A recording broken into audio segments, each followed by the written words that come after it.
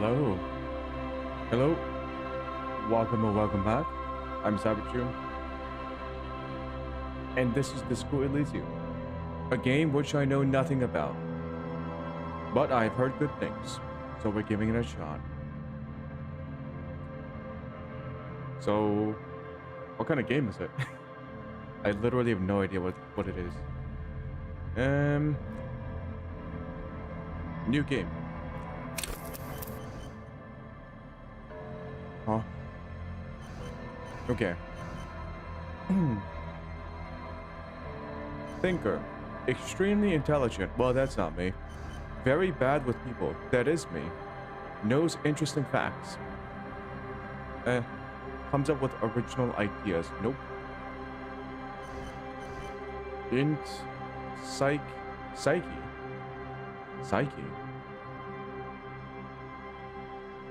Physique. Motorics. What is motorics? How well you move your body. I have never seen this word before. Motorics.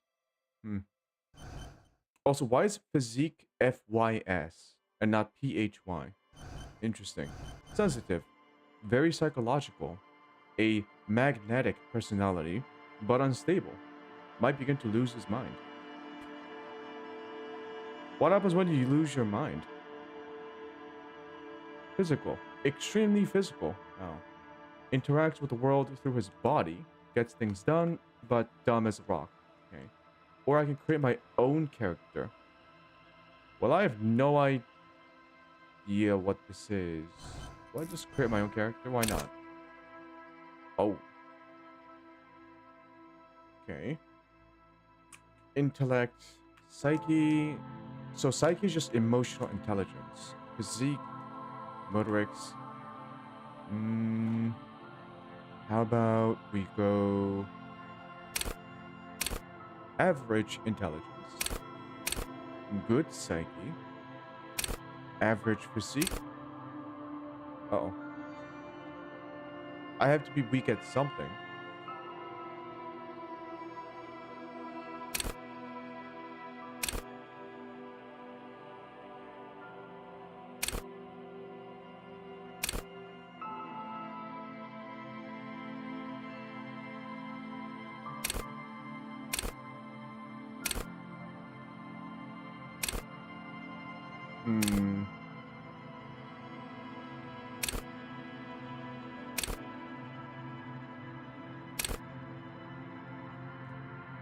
Let's go agile with good psyche, average intellect, and a weak physique.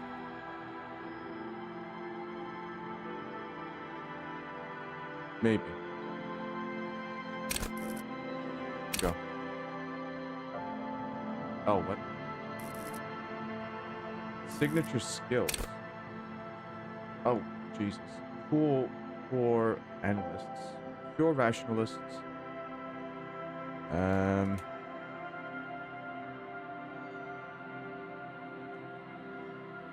There's a whole bunch of shit on my desk. Sorry. Logic urges you to analyze the living daylights out of the case. It enables you to piece evidence together, detect inconsistencies in statements, and impress everyone with your astonishing conclusions. It's the bread and butter of many a detective.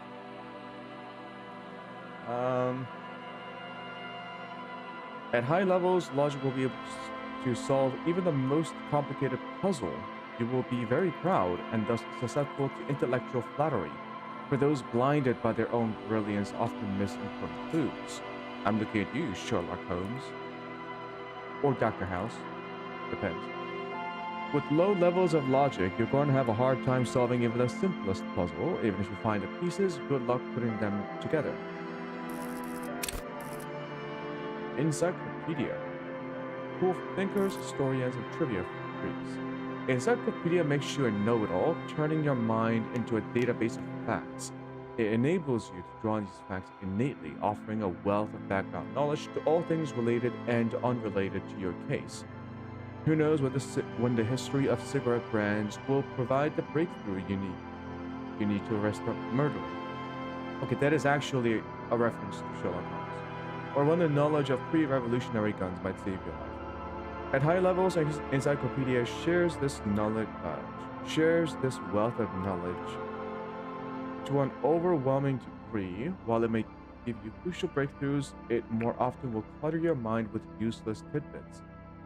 With low levels of encyclopedia, though, you'll be forced to work with only the clues in front of you. Without any background knowledge, copying is going to be tough. Looks like every perk or skill has a downside. Interesting. Rhetoric. Cool for ideologues, conversationalists, would-be politicians. Rhetoric urges you to debate, make intellectual discourse, nitpick, and win. It enables you to break down arguments and hear what people are really saying. You'll spot fallacies as soon as they are used. What exactly did the waiter leave out of their testimony? What was the dancer trying to divert you from? Was that double entendre intended, or did you just get an accidental lead? At high levels, rhetoric will make you an impressive political beast, one whose beliefs are impenetrable, which is to say, one whose mind will not change, one who will calcify. With low rhetoric, though, you'll have a hard time of shooting down any argument. Nailing people to their testimonies will be nigh impossible. Drama. I'm not gonna read all of this. There's a lot of reading. Although it seems to be quite, let's say, what's the word I'm thinking about? Intuitive, right? Seems to be intuitive enough. Makes sense. Just think about the downside of being dramatic. Right? This drama is cool for undercover cops, thespians, psychopaths.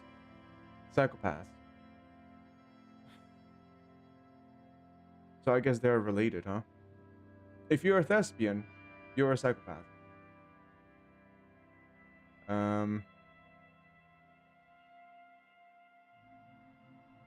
High drama, prone to hysterics. Cool. Conceptualization. Creatives, psychedelic fanciers, critics. Conceptualization has a special role. An art cop.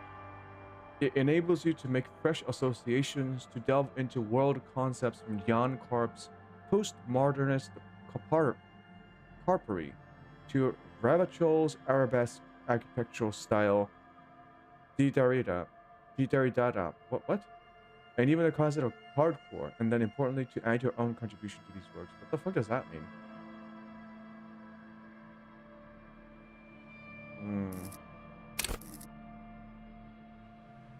Visual calculus, forensic scientists, tactical fighters, math-minded people.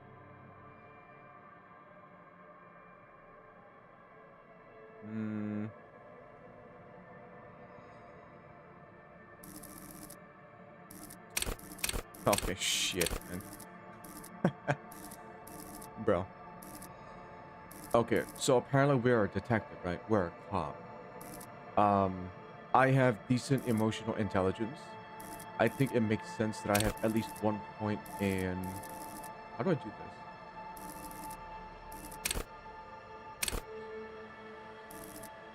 Capacity to reason.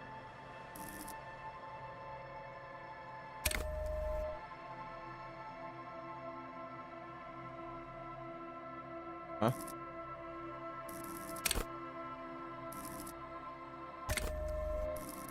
Oh, signature is just like one major thing. So it's just, yeah, just one major thing. What?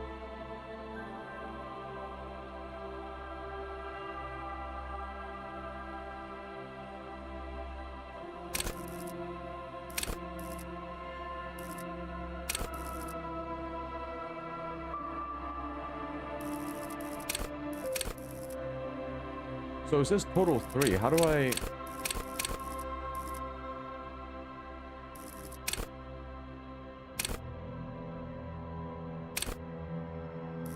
I need some help.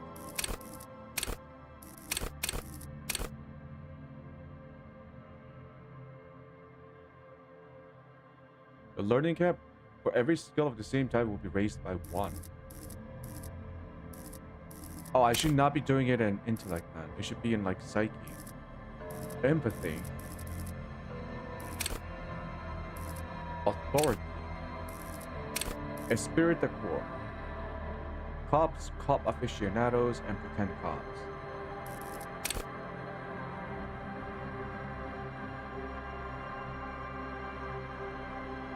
If people think they want what you want, you've already won. At high levels, suggestion makes you affable to everyone and more resistant to their charms in turn. They can try to charm you. Inland Empire. Dreamers, paranatural investigators, mental creators. Wait, you can be an actual psychic?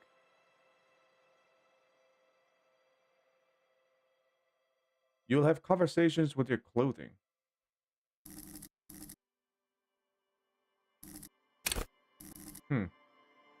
Volition. Sane people, well-adjusted cops, the non-suicidal.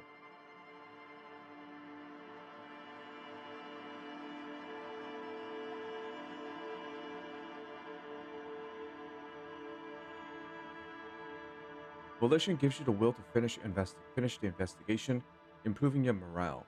One of the 2 health pools in the game. At high levels, Volition makes you hyper sane. When you're about to get funky, it keeps you normal. It's a bit of a party pooper. Okay, we're not taking that. Do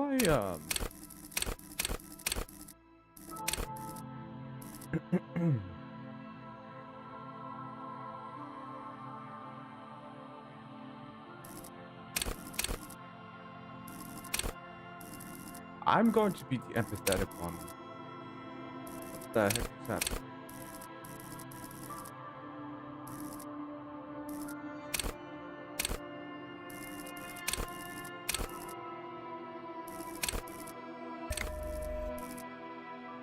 Yep.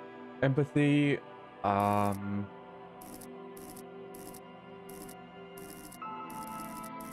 Oh, you develop them over time, so this is just a level cap for the entire row. I see, I see.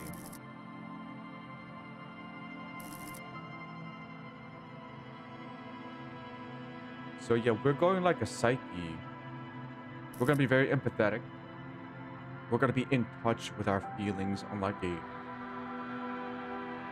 I don't know, a toxic masculine cop. Sure.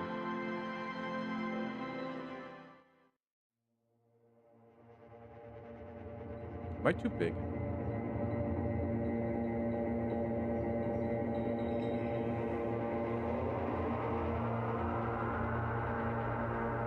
There is nothing. Only warm primordial blackness.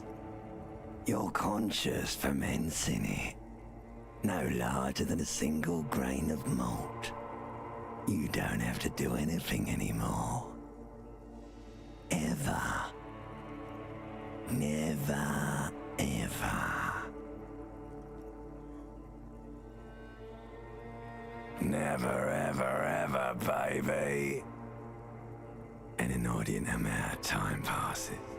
It is utterly void of struggle. No ex-wives are contained within it. Ex-wives? An awareness creeps up on you. A mass lies hidden in your dead angle, soaking in some lurid acidic sauce. It's bloated and shameful, a ball of meat surrounding you.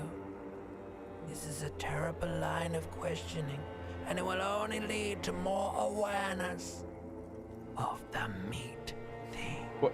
I want to learn about my exes. Ex-love. Ex-tenderness. It is foolish of you to resurface to the loss. Not after all the damage you've suffered to get here. Some of it irreversible. Stay. Sail with me through the abyssopelagic zone. No, I want to get off now. I like pain and burning light and wanting things from people who don't want to give them to me. Huh?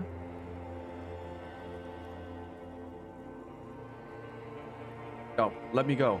Reptilian brain. Alright, nothing down to fuck all, Burra.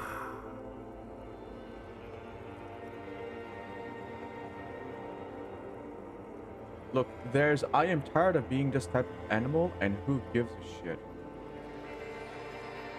Or a return trip to the silence, please.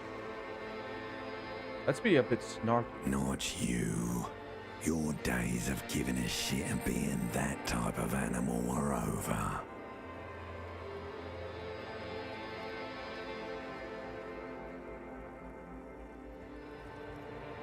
Don't stop, keep singing. Sing me this song of death.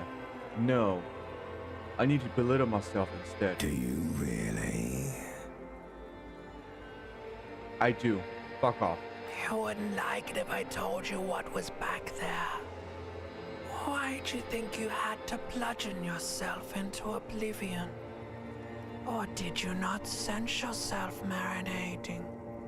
Poured so much on yourself, got a bit carried away, did we, Chef? Fear and apprehension. You should ask what's out there first. Wait, easy success?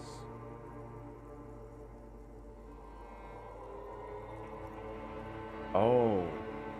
You got a skill check against your own body? What the fuck? Fear and apprehension. What is waiting for me? There's this giant ball there. And evil apes. And the evil apes are juking it out on the ball. You're one of them. It's basically all just evil apes juking it out on a giant ball. How big is the ball? You can't even make out it's a ball when you're joking it out. It's that large. How small are the apes? Infinitesimally small. And this duking it out I keep hearing about. What's that? Vying for resources. It's just a stupid expression you picked up somewhere. The part of the presentation you want to take home with you is this. You have to beat the other evil apes in the face. Or you lose.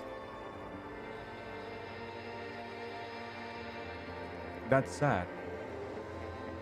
Yes, it is. And you drowned in that sadness a long time ago. And what do you mean drowned? You mean drown myself in alcohol? You lost. Oh shit.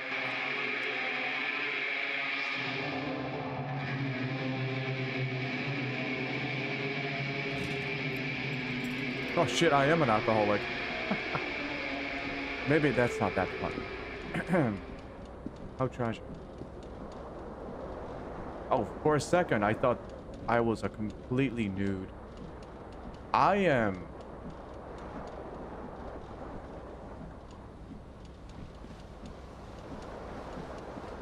What the heck? Health. Morale.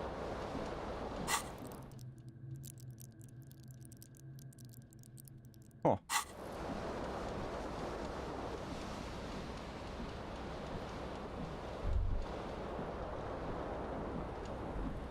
Oh, okay.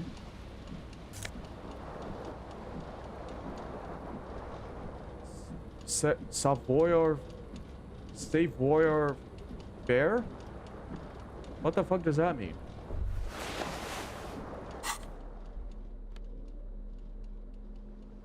Snake under the noses, stun with immense panache. So it's -1 stunning. It is not stunning at all. Oh, it takes away from motorics. Okay. Huh. Interesting. So items can change your basic stats. You hear a jingle. Huh? Keys are clinking in the pocket of your flare-cut pants. It says, whirling in rags, on the aluminium keyring. There is a single key on the ring. The number 1 is etched on it. It should open the door. Whirling in rags. Your mind talks to you? Interesting.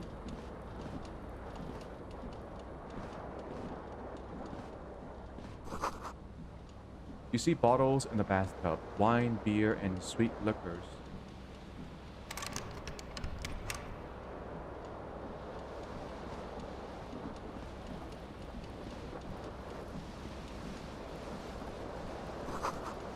This magnum-sized bottle of Commodore Red is empty.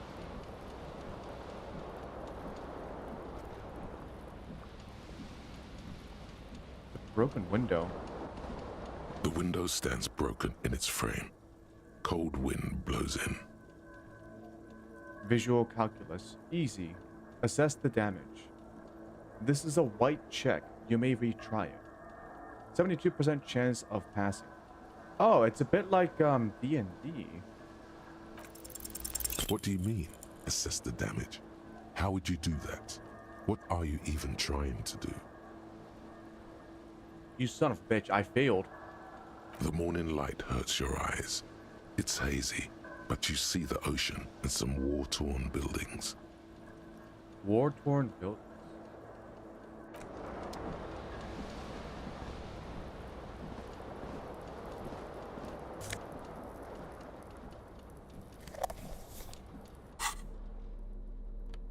Empty cassette case. There used to be tape in this case, but it was destroyed in a fit of rage. Something about the Atenier's single smallest chart in Saint must have rubbed someone the wrong way. The label says the song was recorded in 43.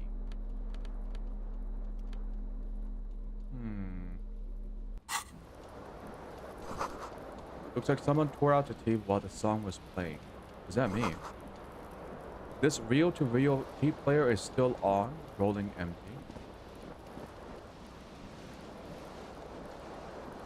Jack.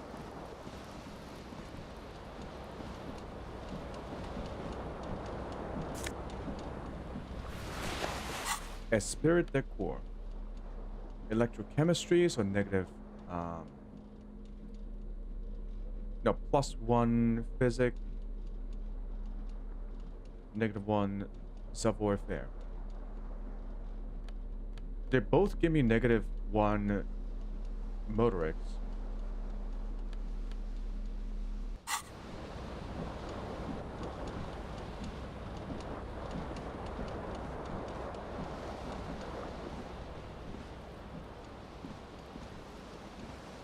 Oh shit, you have to be okay.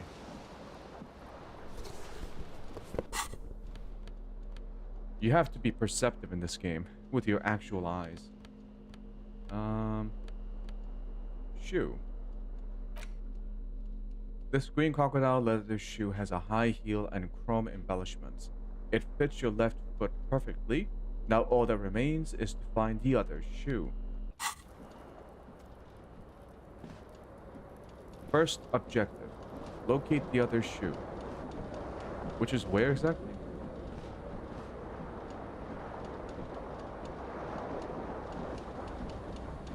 So, it looks like I need some aspirin or something. I think I'm hungover.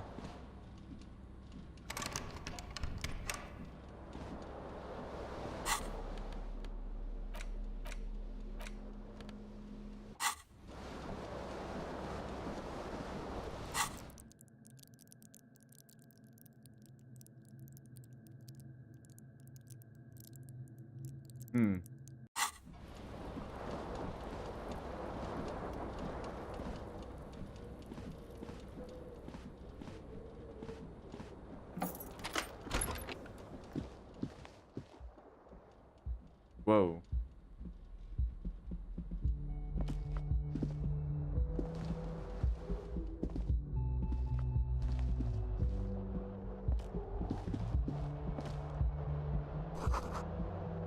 There's something on the table.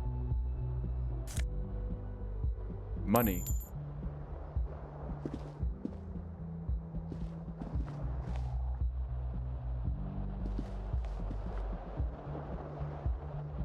Rivacho, zone of control, 0 centigrade, black ice warning.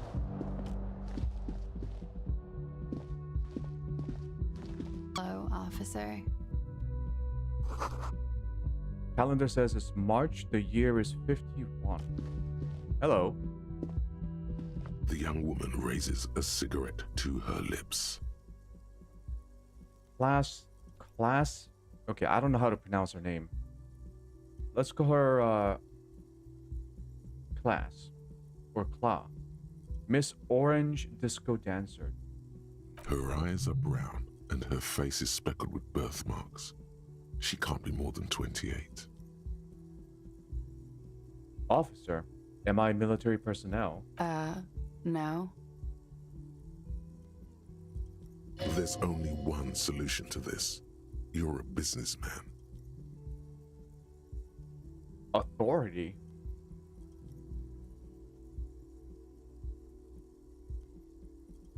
Wait, I know. I'm a businessman. Chief Executive Officer, right? The young woman shakes her head slowly. Okay. Chief Technical Officer? No. You're a police officer, sir. You're shitting me. I'm not. Unless you've been shitting us all this time. All this time? You've been here for 3 days. On official police business, no less. I did that to my room in 3 days? Jesus. And what business is that? Couldn't say. In truth, so far, mostly drinking. Huh. Suggestion 4 even. This is a red check. It cannot be retried. Try the expression on her. Let her know you want her. Physically. What? I'm gonna hit on her? The words have already left your mouth. No. No, please don't say it. No. I want to have fuck with you. What the fuck, man? What was that? That's not even how words are used. What did you say? Come on. Say it again. No, thank you. Come on, man. Pretty, please. One more time. I said I want to have fuck with you. Oh my god. Goddamn right This you is so did. embarrassing. You crazy asshole, you. What kind of cup are you?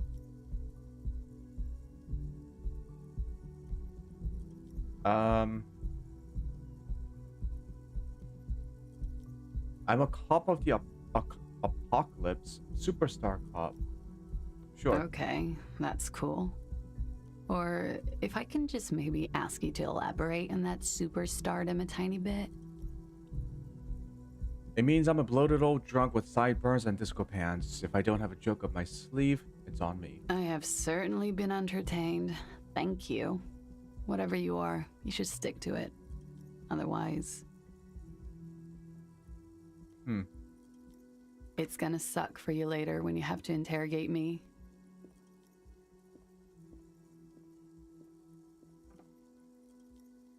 And for the record, no, I didn't do it. I don't know what happened though.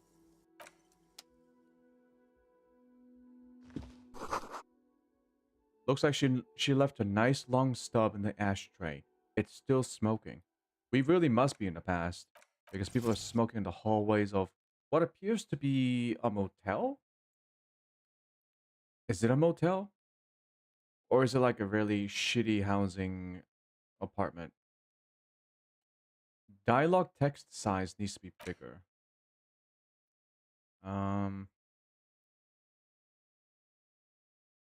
Yeah, dynamic shadows.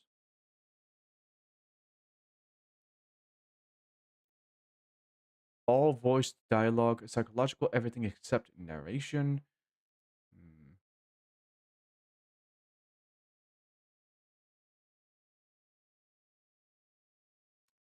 Help is F1. F5 is quick save. Highlight. What is highlight? Oh.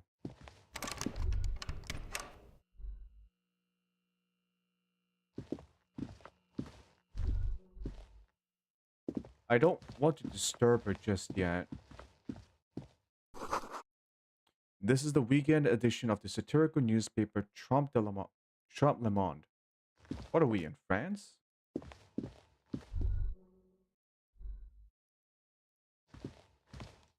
The door is closed. No, I don't want to bother her. I gotta find out more about why I'm here.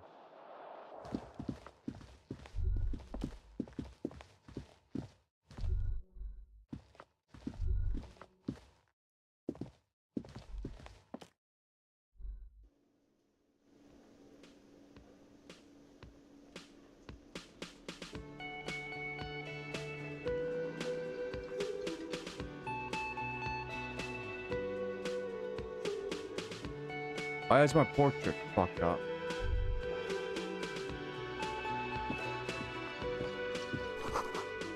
This is where the lyrics would be. A big old karaoke mic just waiting for someone to sing into it. Sing. I can't sing. The speaker is connected to the radio. The music is seasoned with static. You should totally sing karaoke here, the first chance you get. Your emotions need to be expressed. People need to know your vast, oceanic soul. My soul is modest. It's normal sized.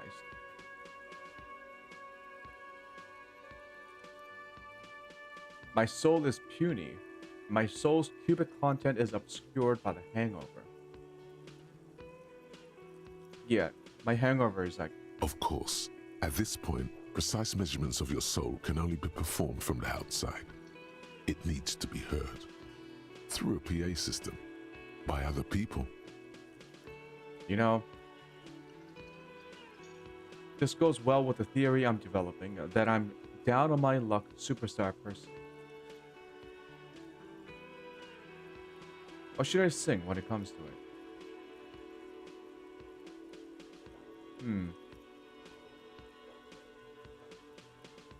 Who is mistakenly identified as a cop for his prominent jawline? Yes, sounds likely. You should probably go on stage and pose for a moment when you're done with this thought. See if it works. But what should I sing when it comes to it? You should sing the sad small church song from that tape you found. Thought it was obvious.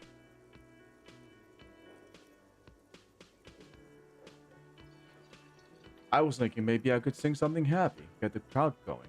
Be super sarcastic with my own self. No. Don't sing the happy song. It's stupid. Sing the sad song. It's profound. Just because something's sad doesn't mean it's necessarily profound. You would need another copy of the tape first, though. The one upstairs is destroyed. Oh shit. You need to find a sufficiently tragic tape, then play it on a boombox to memorize the lyrics. Then ask the cafeteria manager to perform, preferably in the evening. More people at the bar then.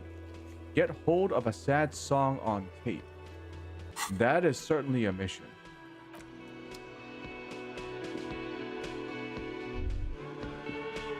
Why am I...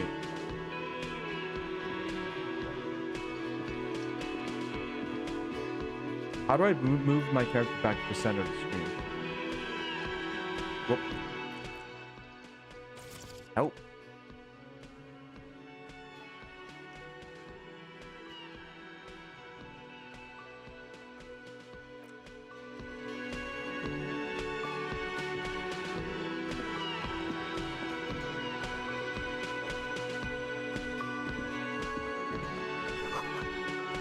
The menu has been wiped clean, only the word Monday is written on it.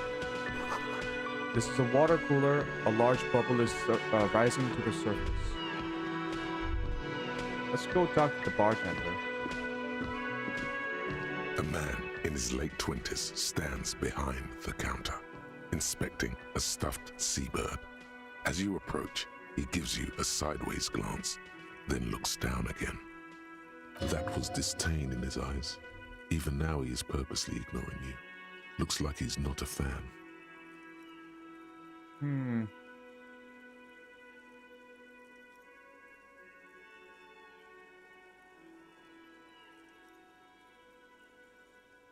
I sense you're not a fan of mine. Oh no, you're a hero.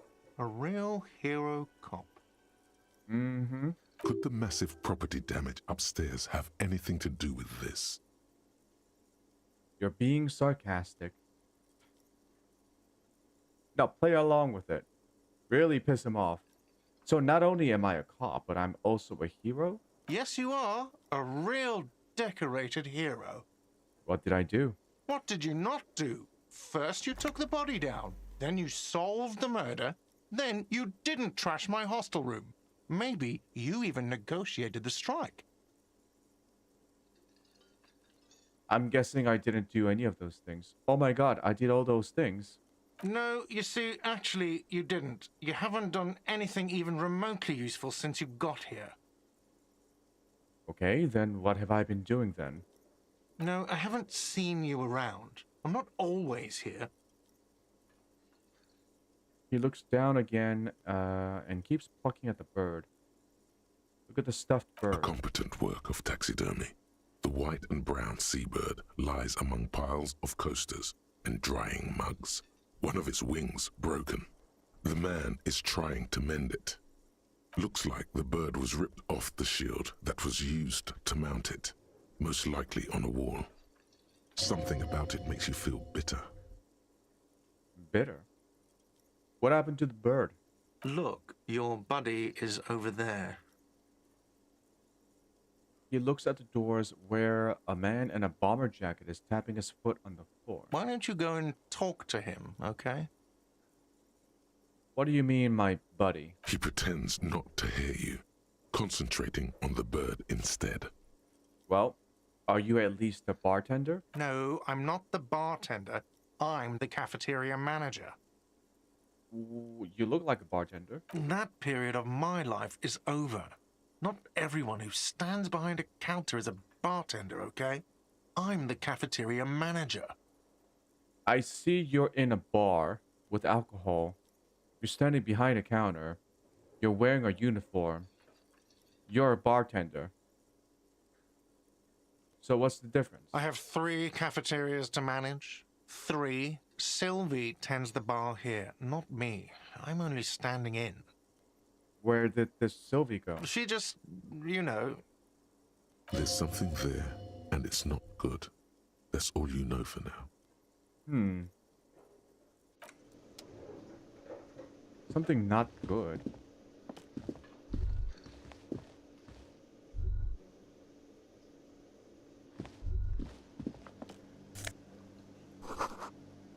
The soft purr of an electric juicer comes from the kitchen. Someone is working. What is that? Healing item. Nosaphat.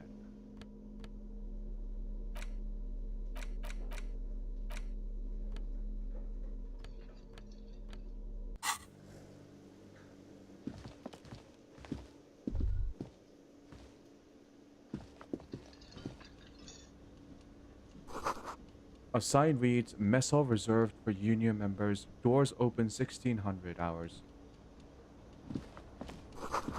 This royal pinball machine is unplugged. Hello, sweetie. Lena, the cryptozoologist's wife. You shouldn't keep your colleague waiting. She nods toward the man in the orange bomber jacket. A bespectacled man in an orange bomber jacket is tapping his foot on the floor. Looks like he's waiting for someone. As you approach, he narrows his eyes and extends his hand in greeting. If an assault were launched on this building right now, if the windows came crashing down and the whole world descended upon you, this man would hurl himself in death's way to save you. You are sure of this, but why? Huh? Who is he to me? He is your half-brother. Oh shit. Shake his hand. Hello, I'm Kim Kitsuragi, Lieutenant, Precinct 57. You must be from the 41st. You realize he is waiting for your name. This is your chance to come up with a really good name for yourself. Get creative. Conceptualize. Conceptualize. Alright, conceptualizing. Concentration makes you Oh, squint shit. your eyes. Your name should be deep gold and orange, like a forest fire looming on the horizon, but mixed with the stench of liquor rising from your breath. You're 2 steps closer to it, but there are still many to go. It is not yet time. Okay fuck? then. He processes the information, then disregards it. It looks like we had a little scheduling error on Sunday. Saturday too, actually.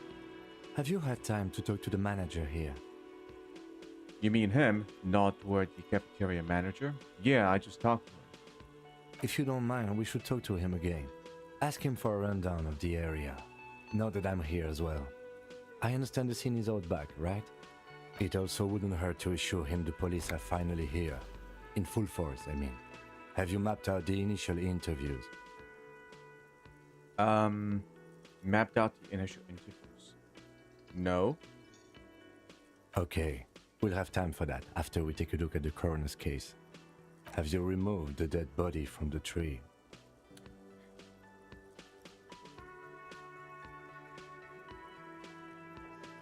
No. So, the body is still in the tree. This is the first time you detect a weariness in the lieutenant's voice. It is obvious he would have preferred for the body to no longer be in the tree.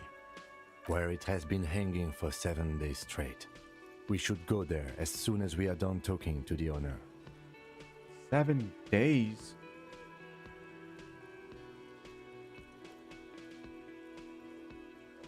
So here's the problem. I don't remember anything. I can see you drank last night and the night before, and that you are still drunk now. But I have seen officers go through worse. Much worse. If you need something for your headache, there is a general store nearby. But as I said, the dead body should be our #1 concern. How can you be so sure I'm from the police? I mean, what a weird question. I was sent here to meet a detective from Precinct 41.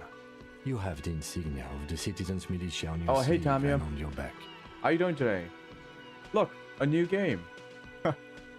We're done with Kingdom Come Deliverance. I suppose you could be impersonating him. You could have gotten the insignia from the black market or forged it. But for now, I'm going to set those possibilities aside. I'm not from the Inspectorate General. Inspectorate General? Internal affairs. And I'm not them. I'm from criminal investigation. You said insignia. These white rectangles, you mean? Point to your sleeve? Yes, But they're just white rectangles. they're not just white rectangles. They bear a halogen watermark with the letters RCM and a pattern resembling the street grid of Revachol West. I would ask you to step into the headlights of my motor carriage, but again, it's none of my concern. I just need you to do your job. How am I liking the ending of Kingdom Come Deliverance 2? Oh, I liked it. I liked the ending. I kind of I let down Henry's parents because I said I didn't regret plundering and stealing. They did not like that. But you know, Henry, a part of growing up is knowing that sometimes you just can't avoid disappointing your parents. You gotta be your own person. And I think in the end, it was the ending that yeah, it was a good ending. I liked it.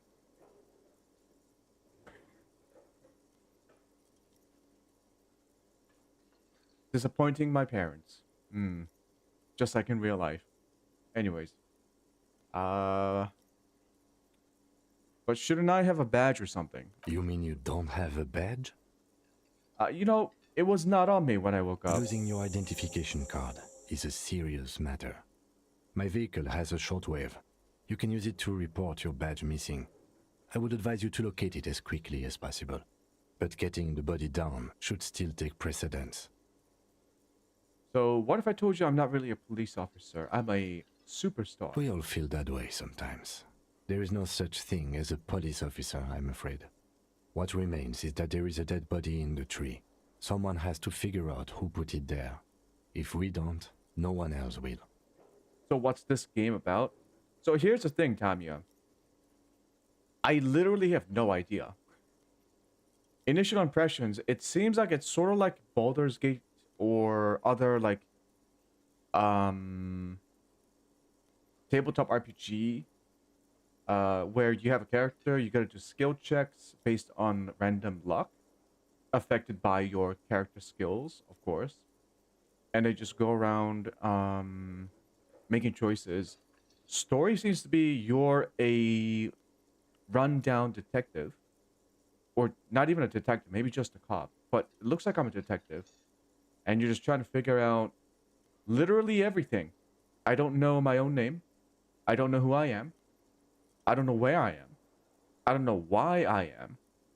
We gotta figure all that out. This is an even blinder playthrough than Kingdom Come, because at least with Kingdom Come Deliverance 2, I played the first game. This one, I only know that I wanted to try it years ago. This game came out in like 2019 or something. Yeah. So let's figure it out. But first, we have to take it down. Okay, so there's a body apparently in a tree, and I was sent here like a week ago to investigate it, but it seems like I didn't investigate, and I just stayed up, holed up in my room, drinking. That seems to be what happened so far. Let's roll. After you, officer. Lieutenant Kitsuragi is now in your party. He's You in a can talk party. to him whenever by interacting with him. Oh, he follows me around. Oh, damn. Report your badge missing. Interview cafeteria manager. Inspect victim's body. Well, shit. Yes? Tell me about the case. What do you want to know? Literally anything about it. I can't remember a single thing. Maybe you can tell me what you do know to help me narrow it down a bit. I know literally nothing about it, only what you told me before. Do you want me to brief you? Yes. 3 days ago, the RCM emergencies desk received a report about a security guard who was found hanged in Martinez. An anonymous caller said there was a dead body behind the Whirling in Rags hostel cafeteria. The cadaver had been there for 4 days. No one had come to investigate. During that time, the victim had been stripped of his belongings. The caller did not identify him, but used the word lynching. There is an ongoing labor dispute between the local dock workers and the logistics company Wild Pines. I was told we should approach the death as part of this dispute. Who was the caller? To find him or her is one of our tasks here. For now, all we know is that the tone was muffled using a device of some sort. The desk could identify neither the caller's age nor sex. Why hide themselves? There's a strong prejudice against involving the RCM in what's seen as union matters. The dock workers' union is the de facto police in Martinez. Now it appears they've started executing too. We cannot allow that.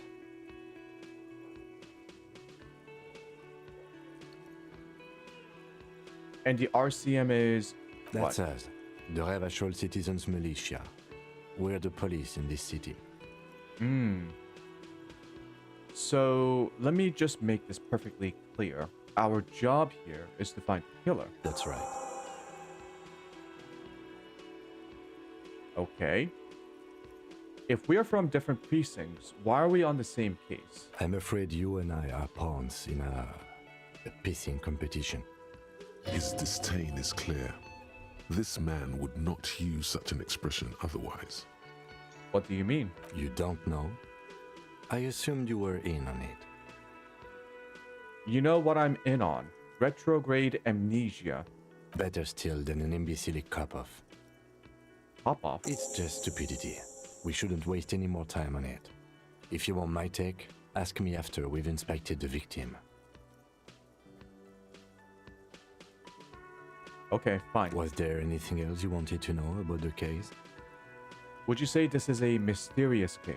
No, it's not a particularly mysterious case. Why not? The deceased is a security guard for a corporation involved in a labor dispute. It doesn't take a DeLorean polymath to put the pieces together. I just don't see the case getting more mysterious than that. Okay.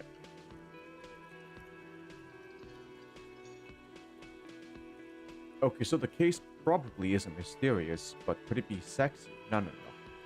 Personally, I think labor disputes are very mysterious. Then you are in luck, because we are in the midst of a major strike by the dock workers union. Maybe more than that. The union clearly wants a piece, not just of the industrial harbor, but the Wild Pines Corporation itself. Is this a strike then? Or the first shots in a workers' coup? I expect the case itself to be less challenging than navigating these community matters. This district isn't used to the RCM's presence, and the union rarely overplays its hand, as it appears to have done in this case. Wait, so is this a strike or an attempted coup? Strike, coup, revolution, it's brigandage, however you parse it. You feel something rising through you, a familiar feeling, an opinion taking form. Oh shit, I have an opinion?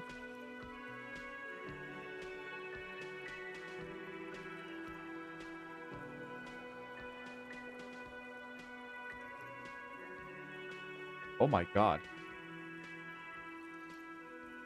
I spent the last 20 seconds deciding on which side to grind into pig feed. Why? Politics is habit forming and hazardous. It is also irrelevant to police work.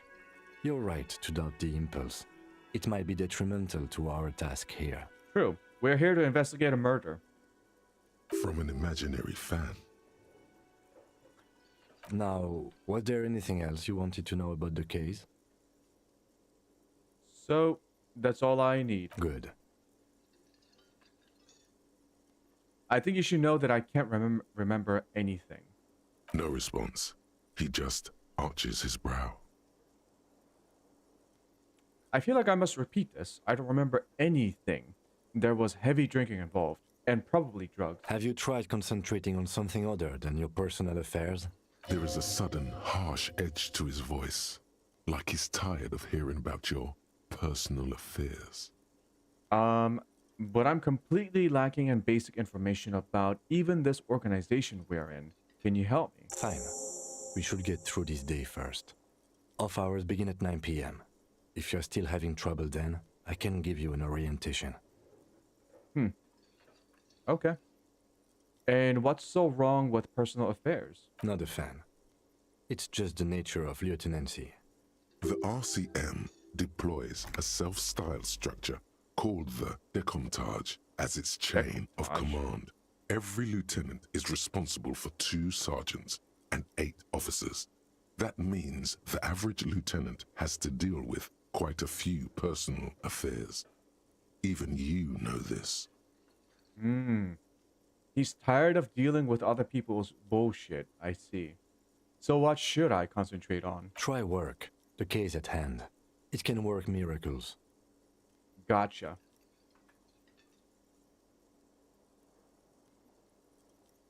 Focus on other people's troubles, not your own. That is a relief. Okay, I got it. Forget it. A moment passes. The lieutenant glances at the sports watch on his wrist. So, I want to talk about you. Me? Yes, you. I don't see how my life is pertinent to the investigation. We'll work better together if we have more rapport. That's a fair point. All right, for the good of the investigation, what do you want to know? You don't look like other people around here. What the fuck is that supposed to mean? You're wearing glasses. You're wearing glasses, my guy. That's correct. You feel a slight urge to put the lieutenant down for this, but you can't quite muster enough testosterone. I don't have enough testosterone. Just observing. I guess you don't need glasses, then. Alright, you don't look like other people around here. That's because I'm half Seolite, or quarter. Seolite. My father's father was from Seoul. So was my grandmother, but from my mother's side. It's not an interesting topic. What is Seoul? It's a part of the world, officer. A geopolitical entity, and a geographic division. I told you it wouldn't be interesting. You're only making us sound uninteresting. I still want to know more about Seoul. You're barking up the wrong tree. I don't speak a word of Seolite. I've never met either one of my grandparents, and I've never been to Seoul. I'm a regular Revacholier. Revacholier. He's glad to have shut down your question. Tell me a secret about yourself. No. Okay. The lieutenant nods. Do you ever talk with yourself? What do you mean? You know, when you're thinking. Do you ever have conversations with, like, your brain? I have no idea what you're talking about. So how do you, you know, tap the side of your head? What? Think? I do most of my work inside my notebook. The lieutenant produces his small blue notebook and idly thumbs through a few pages. A note taker. That's where his conversations with himself take place. Alright, that's all for now. Good. Let's change the subject. You seem to be following me. Excuse me? Nothing, just an observation. You have a distinctive way of walking. If I were to walk in front of you, we would surely collide. What do you mean, distinctive? I hope you don't take this the wrong way. It's just a collegial observation. In the 57th, we call it the Jamrock Shuffle. Officers from Jamrock's 41st Precinct tend to move a bit erratically. And how's that? They say it's a scene-clearing technique developed by one of your lieutenants for gathering evidence. It's erratic, yet thorough. Prioritizes containers. That's racist. I don't prioritize containers. I'm sure you don't. It's just a stupid interdepartmental thing. I'm making assumptions. We should move on. Passing along frivolous interdepartmental stereotypes is not usually his oeuvre. He regrets bringing it up. What an interesting game already. Interesting. Give me 1 second.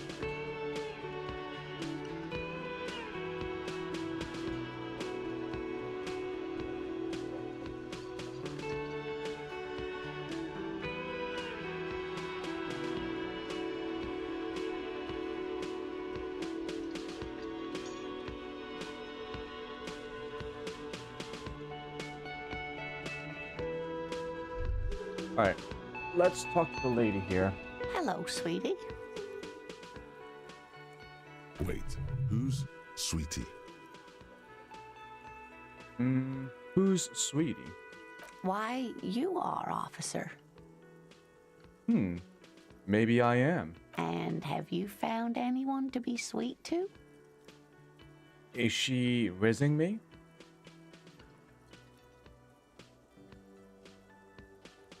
I don't know. Wink. Wink. There we go. Maybe I have. You rascal. I'm too old for you, and too married besides. Your advances haven't thrown her off one bit. In another place and time, she would have probably welcomed your attention. You must forgive me. I'm getting so scatterbrained. I completely forgot to introduce myself. I'm Lena. My husband Morel and I are staying with our friend Gary Morel. just down the street, but Friend I Gary. come here for tea when they're away. Her eyes glitter over the rims of her glasses as she looks up, smiling. This Lena is wacky enough for the motley crew. Hire her on the spot. I don't know if you've noticed, but I don't know where I am, or what I'm doing, or anything. Yes, officer. You look rather dazed. Like a stunned fox. But surely things can't be that bad. Her eyes follow your movements with some concern. She won't judge you, no matter what you say. I drank so hard, I forgot literally everything. Oh my. You know where we are, right? The Whirling in Rags cafeteria. It was on my keys. That's right. And where is the Whirling in Rags cafeteria itself located? The edge of civilization. We're in the city of Revachol, dear. Honestly, I don't know diddly squat about Revachol. What kind of place is this? How would I even begin to tell you? Revachol is the most beautiful city in the world. We're fortunate to be here, you and I. I haven't seen very many other cities personally, but everyone says so. Revachol is a rare jewel. This city used to rule the world, though it has seen better days. There's a pause as she studies your expression. You must look quite lost. Speaking of history, you know what year it is, yes? It's the spring of 51. That's right, dear. How splendid. Here, take this pen. Knowledge should always be rewarded. She just gave me a pen for knowing generally what time of the year it is. Okay. Her relief is palpable. She was getting pretty worried about you there, but now she relaxes her shoulders. Okay, but I still, even if I know when I am, I don't know who I am, I don't know, like, anything else about myself. I would fail the amnesia test. I can tell that this is taxing for you, so I'll just ask one more question. What regime are we living under? What mode of government? Oh.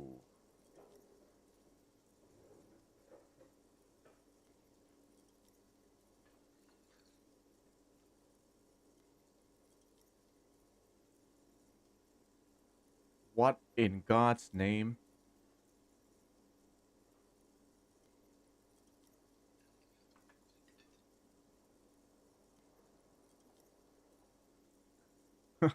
I'd like to think it's the dictatorship of the proletariat, but something tells me it's not. Oh, sweetie. It's really not. There used to be people who thought that way. Other people who wanted those things, but they all went extinct. Extinct? Revachol is a zone of control led by an alliance of foreign powers called the Coalition. We have almost no government of our own, and certainly no dictatorship of the proletariat. So Revachol is being governed by a steward council. Interesting. Did Revachol like cause World War III or something? But they still have cops. If there's no government, how come there are cops? Oh dear, this is troubling. You really ought to know that, being one yourself. There aren't any cops in Revachol, not in the traditional sense. The status of law enforcement has been a complicated matter since the revolution. Right, the revolution. But we should stop for today, sweetie. You look like you need a break. Besides, I'm not the best person to explain the big things to anyone. She's scared now. She's realized you really are brain damaged. If it wasn't abundantly clear before, what is the revolution you mentioned? A defeat, I'm afraid. The people of this archipelago tried to build something new, something different. The rest of the world didn't like it, so they came and ended it. This was 42 years ago. Kind of sounds like the Napoleonic Revolution. When the French Revolution happened, all the European powers were like, holy fuck, the French are killing the aristocrats and the nobility. We should stop the French. And so began the fucking numerous wars between France and Europe.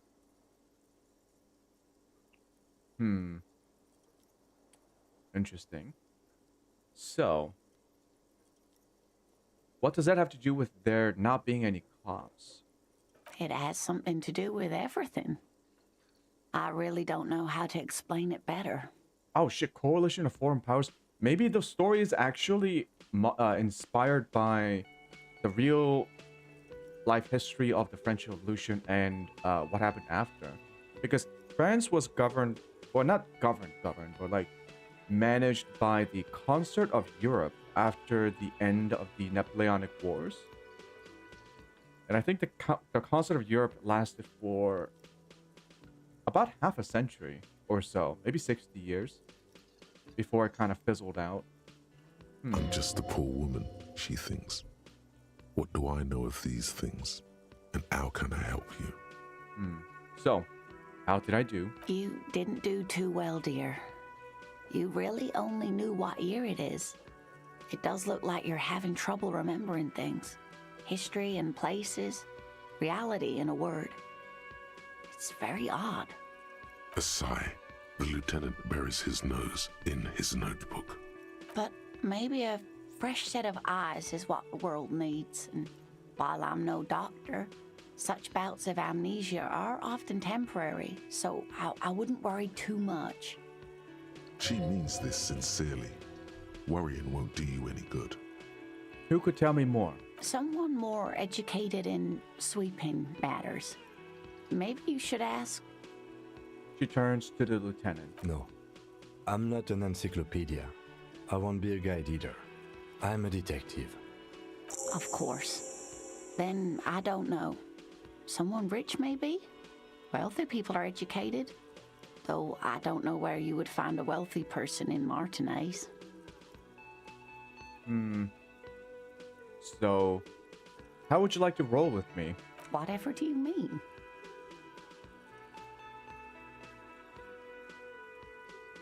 I want you to be my wheelchaired partner in fighting crime, ridding backyards of corpses, catching sequence killers. Sequence killers? Oh my. But I think you already have a partner, sweetie. Well, three's a party. A partner who needs you to help him get a corpse down from a tree. I know, but there are also side mysteries, sequence killers, and forays into the paranatural. I can assure you with absolute certainty, there are no sequence killings taking place in Martinez. Okay, there are always sequence killings happening anywhere in the world. Now, gentlemen, no need to squabble. I wouldn't be of much use to you anyway, sweetie. Why? 3 heads are better than 2? Thank you, but Martinez isn't the most wheelchair accessible place, you see. I'd slow you down. Perhaps another time. You seem to be in a chair, said me, the most perceptive detective in this room. Yes, dear. I'm a paraplegic. A paraplegic is someone with limited or no ability to use the lower half of their body. Paraplegia is caused by spinal cord injuries, like falling from a great height, or a grenade explosion.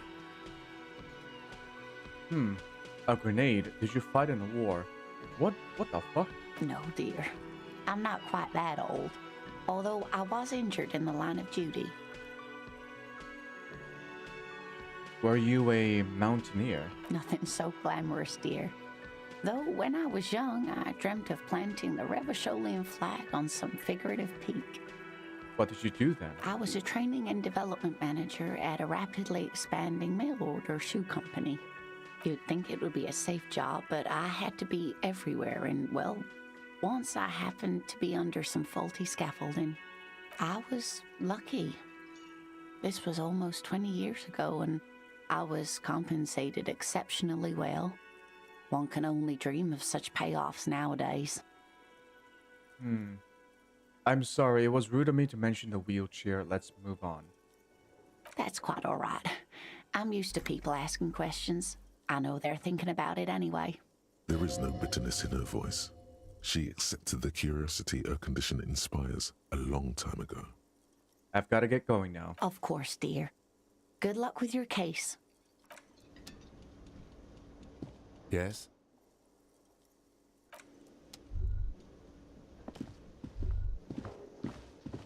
Alright, let's see. Yo, bartender. The man with the unimpressive beard notices you approaching. He drops the ledger he was holding and turns to the lieutenant. Mr. Gart, right? You run this place. Yes. I am Kim Kitsuragi from Precinct 57. This is an inter-district investigation, so joining me from Precinct 41... I'm currently in between names. Fantastic.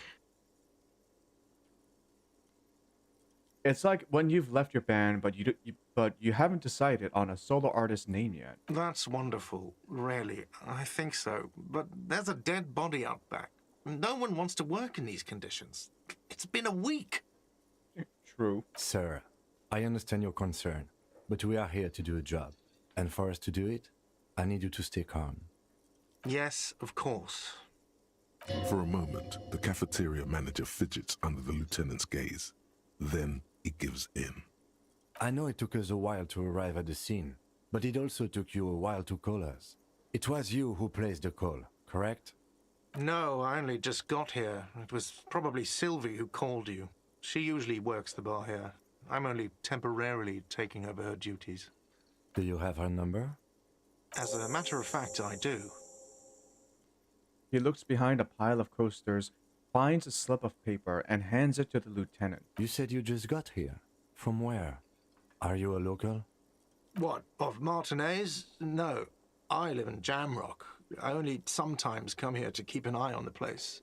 This is just one of the many, many cafeterias I manage. As a bartender. But you still know your way around, yes? In case we need directions. Yes, I know where some things are, but as I said, I don't live here. I just used to work here. And I'm not going to start working here again, if that's what you think. I didn't imply that. Detective. Who, me? Mm-hmm. I have everything. You? Oh, you mean, do I have questions? Yes, yes. He means, do you have questions for me, like a police officer would? The cafeteria manager is clearly agitated again. Alright. Why did Sylvie go away? She went away because none of your business. This is the second time you've avoided the subject. Oh my god, what is your obsession with this Sylvie person? Get over it. Maybe it's he who's obsessed with this Sylvie person. Certainly sounds like it. Huh. Where exactly is the body? Behind this building, there's a courtyard. They hoisted him up on a tree there. And how do we get there then? That's easy. See that door there? First you exit through that. Then to your right, you should see a big hole in the fence. A really big one. You can get to the courtyard through there. No need for the keys. The hole is big enough for the Franco-Nigerian cavalry to fit through. Does he want you to feel guilty of making that hole? It's implied in his voice. I made it? I made a hole? How the fuck did I make a hole? Who killed him? I don't know who killed him. I'm not the police. That's your job. Did you kill him? What are you, crazy? Of course I didn't kill him. Alright, that's all. Let's go. Don't get your panties up in a Not bunch. so fast. You owe me 130 real. What's Real? Oh, excuse me. You owe me 130 real. He pronounces the R with a mock aristocratic accent. The IIR, or Inter-Isolary Real, is the global reserve currency. Whatever part of the world you're in right now, it's safe to assume he means you owe him some money. Why would this be the reserve currency? It would be the fiat currency. Because people are actively using it in everyday transactions. A reserve currency is for the banks. The fuck? Oh, I understand. You mean I owe you money? Wow, you're a genius. Yes, that's right, money. You owe this establishment 130 real. But what exactly is... What do I owe this place Let's for? see. 3 nights at a tariff of 20 real comes to 60 real. Then there's the window you annihilated. The hole in the window was the first thing I saw when I came to work. So don't try to tell me you didn't. That will be 40 real in damages. Oops. Another thing you've annihilated is half the bar. You've run a tab of 30 real. Actually more, but we'll round it down to 30 for your hard work maintaining the stability and order of Revachol. That's 60 plus 40 plus 30 equals 130 real. And yes, real is still money. My only options are, but what exactly is money? And you're under arrest. But what exactly is money? What are you, a philosopher? Since I woke up, I have trouble remembering even the most basic concepts of reality. You know what? Actually, I might be. Money is what grown-up people use to pay for things. Things like this hostel room or 8 bottles of potent blend and 9 packs of Royal Extra. We use it for everything, really.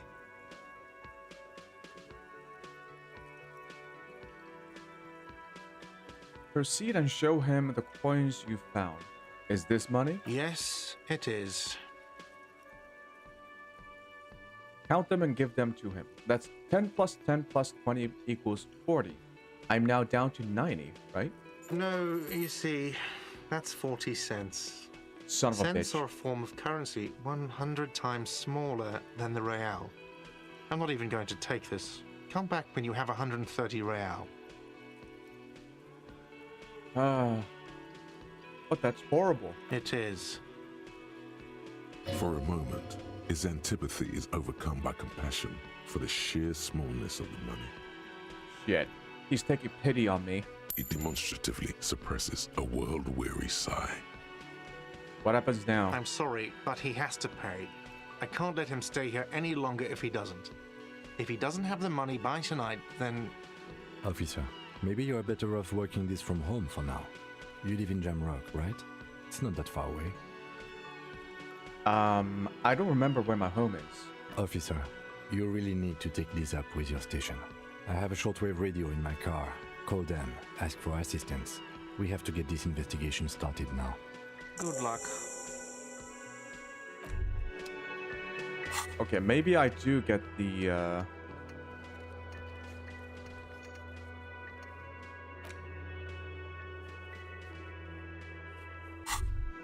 Let's fucking talk to this. What is By the way, where is home?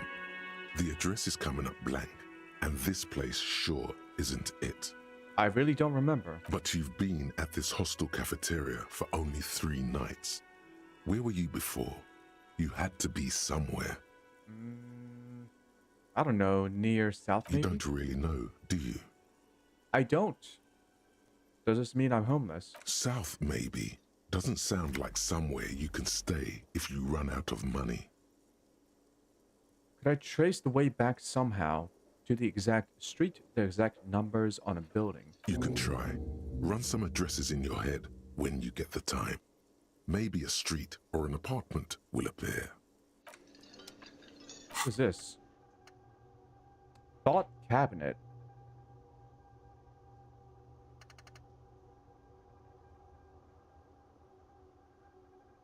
Huh? Let's rewind. Let's trace your drunken steps back home. Jump across the raised channel bridge southwest of here. Fall over, get up, get off the asphalt in 20 minutes. Shuffle your feet through courtyards, scaring little children. Go under the great raised motor track, the 881, until you reach Le Domaine Eminent in North Jamrock. The streets are frozen this time of year, caked with ice. Walk down Main to Perdition. There's a side alley there and your footprints in the mud. What is this? So, problem and solution. Research time 6 hours and 5 minutes.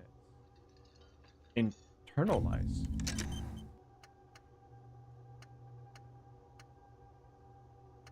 Oh. Oh, you can choose what kind of things to like think about as you play the game. How interesting. You get +1 encyclopedia. It's basically like doing research. What an interesting game.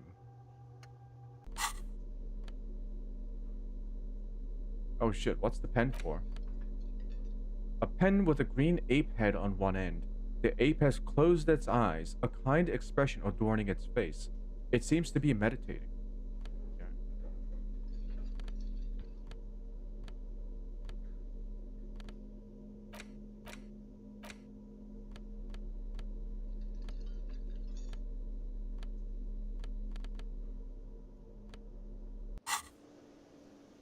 Let's go to the car.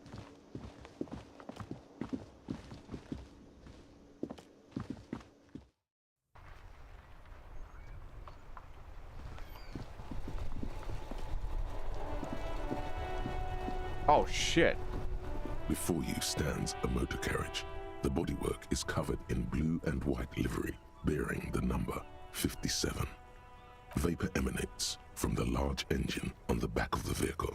It hasn't had time to cool off yet. Looks kind of sick. It's like a steampunk design of a horse carriage and a motor car. Interesting. This must be the infernal machine that tore you from oblivion. In the cabin, you are welcomed by a set of steering levers, a radio microphone on a hook, a pull-out toolbox under the seat, and the soft glow of the fuel preheater gauge. Pick up the radio. The frequency tableau lights up, and the green button labeled Prime Line glows like a feline eye. And then you hear something. The soft purr of electrical kittens. Radio waves cast far and wide over the metropolis. A woman's voice greets you through the static. This is Precinct 57. Hello, Lieutenant. How may I assist you? Hello, Alice. Please assist our colleague from the 41st Precinct here. I'm putting him on. Hi, Alice. This is the officer from the 41st Precinct speaking. Nice to meet you. This is Officer Alice Demetri, Precinct 57. How may I assist you? Could you connect me to the 41st Precinct? I have something I need to report. Just a second, officer. She put you on hold, the static crackling softly like a bonfire. After a while, you hear an old man greet you from the radio. His rattly voice is oddly familiar.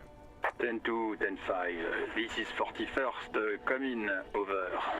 A scrawny old man sits in a dusty cubicle, smoking, with a large white rectangle sewn on his vest. In front of him is a box-shaped apparatus with an array of wires and antennas. The radio switchboard. The man uses relay code. You've got this. You're a cop, and cops know relay code.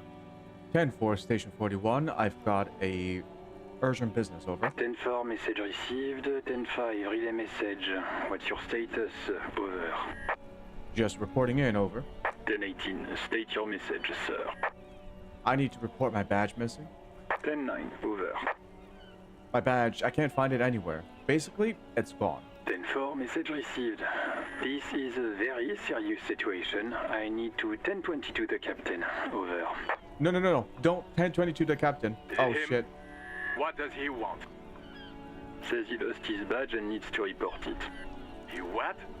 He lost his badge? Yikes. Who lost his badge? Dick fucking Mullen. Who do you think? It's Officer Dick Mullen from the bestseller Dick Mullen and the Lost Identity. Dick Mullen is not your name. It's the name of a fictional detective who would not lose his badge. Defend yourself. Immediately. They're laughing at you.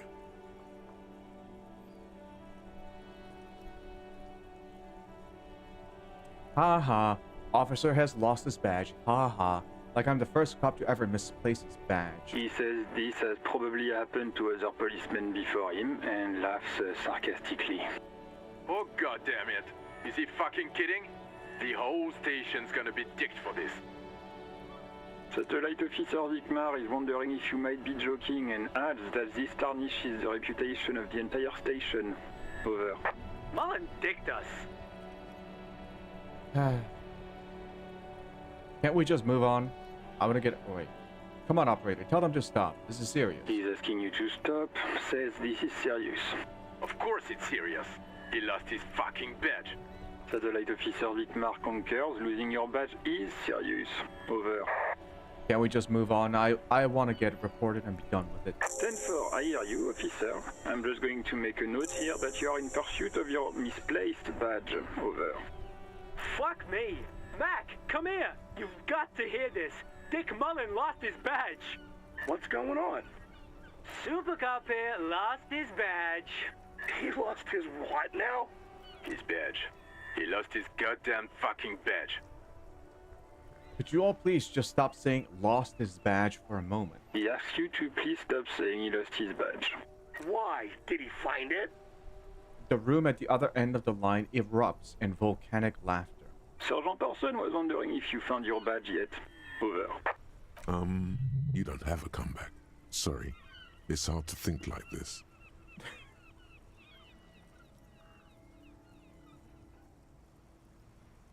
Say nothing. He's not replying. Looks like he's still looking for it. You can hear laughter in the background. Enough with this now. I have other things to discuss. 10-9, come again. I didn't get that. Over. The animated conversation in the back is making it difficult for him to hear you. New heights even for Captain Sober. Ask him. Ask him if he's lost his gun too. The room roars with laughter. Sergeant Orson wants to know if you lost your gun too. Over. Check your pockets. Check your... Holy fuck. You don't know where it is, do you? Oh my god. I don't have my gun? No. It's gone. It's not fucking on you. 10-9, come in, officer. Did you get my question? We were wondering about your gun. Over. Convince them that you didn't lose your gun. Lying? It worked. Over the phone? It's easy. Just say it like it's the truth. And then it becomes it. No, of course I didn't lose my gun. He says he didn't. Thank God for that. That would have been a nightmare. I don't even want to imagine the poor prick who has to relay that kind of news to the captain. Losing his badge is bad enough. Tell him to find it, and fast. We can't have some gangbanger running around with it. We're all glad to hear you've not lost your gun, officer. You need further assistance? Over.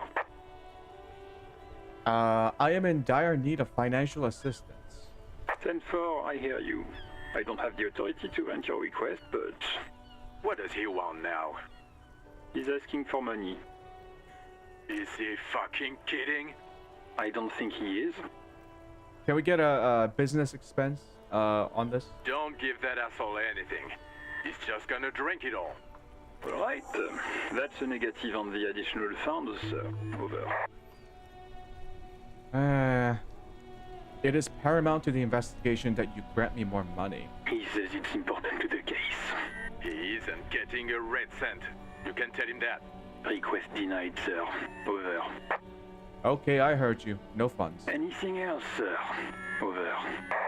This might sound odd, but there's personal details I'd like to discuss. Okay, 10-4, sir. I hear you. Relay your question. Over. Wait. Before you say anything stupid, think it through. I need information, not fear. Be smart about this. Ask if he's there alone. 10-4, sir. I'm not hearing your question. Hold on, are you alone in the room? I need confidential information about myself. That's a negative, sir. I got 10-12 visitors present here. Over. Have I ever told you about my life before the RCM? 10-4, well, that's, Does he actually want something, or is he hell-bent on disrupting our work? He asked if he ever told me about his days before joining the RCN. For God's sake, cut this shit out! Tell him to stop wasting time and be a goddamn policeman for a change. Sir, Satellite Officer Vikmar says... I heard him. So, was there anything else? I wanted to know if you got my badge's description right in your report. Can you read it to me? Name, rank, date of birth? What? What is it? He's still on the line? He wants to verify the information on his badge. But of course, it says Dick Mullen, High General of the Revacholian Cavalry Force. Tell him to stop wasting time. What do you need, sir? Over. Please refer to me with my full name in the future. 10-9, repeat message. I didn't get that, sir. Over. Stop calling me sir and just use my real goddamn name, will you? What? What is it? What can he possibly still want from us? He seems intoxicated and keeps asking me to call him by his name. Mullen's drunk and emotionally aggressive. That's new. Wrap it up. Don't indulge in his drunken antics. Look. I'm looking for my address. I don't know where I live. 10-4. Your address? Hold up, Jules. He doesn't fucking know where he lives? Did I hear that right? Seems like it, sir. No, fuck him. Don't tell him anything. You understand? He's been hellbound for the gutter. Let him have it. Sorry, sir. Anything more I can do for you? Over. Jesus. Any news about my family? Excuse me, sir. Over. You probably don't want to continue on this road. Oh. Nothing. Never mind. Come again, sir. I didn't get that. 10-9. All right. Over. Let's wrap it up. Understood, sir. Over. Should I tell them about my gun? Just come clean. I lost my gun. It sounds way too serious to lie about. I'll be honest. Listen, I've actually lost my gun too. 10-4, I know I already wrote it in a report, but it will stay on my desk for a few days. Oh shit, he knew. Over. Alright, 10-10. Over. Roger that. 10-10. Over and out. 18 kilometers to the south, in the 41st Precinct's relay booth, a small crowd has gathered around Communication Officer Jules Oldboy Pidier, around a dozen cops. The small room is filled with cigarette smoke, abuzz with laughter when Officer Judith Minot enters. Her left arm is in bandages and her hair trimmed short. What is going on here? Did something happen? She asks, startled. Jean Vecomer turns to her and says, What happened is my partner made contact. It's not good. He's lost his badge and his sidearm. He seemed confused, delirious even. He stops to think. Mac, the torso Torson, is finger-fucking his fist, laughing hoarsely and apparently telling some dirty story to his partner, Chester McLean, near the entrance. Yeah, Mullen was fucked, all right. Sounded fucking drunk to me. Yeah, Mac's right. This was some gnarly shit there. I mean, before he started begging for money, it was... Enough! None of this is funny. It's fucking sad. That's what it is. He's a cop. He's one of us, goddamn this. We must help him. Minot looks down at her neatly polished black shoes. There is a quiet firmness to her voice when she speaks. Yeah? How do you fucking plan to do that, huh? Get him off the drink? Go jogging with him in the morning and get him on carrot juice? He's a lost man. I just know we can't give up on him when he's at his weakest. He wouldn't. The crowd in the room has started fidgeting uncomfortably. Someone's trying to slip out unnoticed. Mac, man the door. You know what he told me? I don't want to get better. I want to get worse. Those were his words. This shit does not leave this room.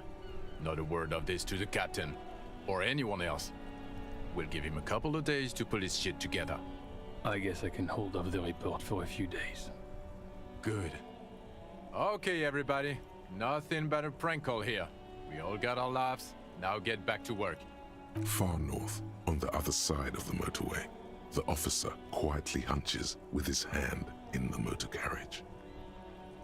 Huh. So, sounds like something really tragic happened with my family? Maybe even my partner or like spouse? Or maybe like my child died or something. Pull out the pull-out toolbox. A metallic drawer slides out from under the seat and clicks into place. The tools inside are neatly organized. Take what you need, officer. It's going to be a long case. I'm not protective of my tools, like some men are. He's clearly a little protective of his tools. But what can you do? Work is work. Take the flashlight. It's robust, weatherproof, and well-made. Police issue, blue. Lets you see things in the dark you would otherwise miss. Take the pry bar. The pry bar feels nice and cold in your hand. Heavier than you'd think. Useful for opening all sorts of doors and lids.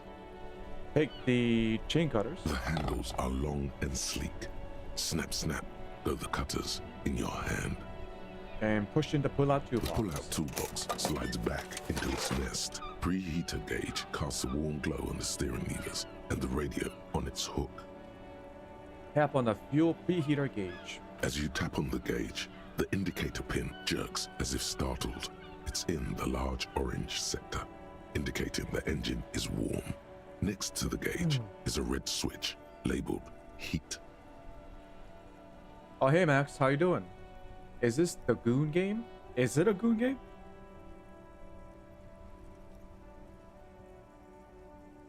I don't know. It seems more like a psychological detective game. It kind of feels like D&D a little bit, with how like the narration flows and what you gotta do with all the skill checks. I honestly have no idea what's going on, but I'm quite invested. There's no use pressing the heat button. It won't start without the ignition key. Translation.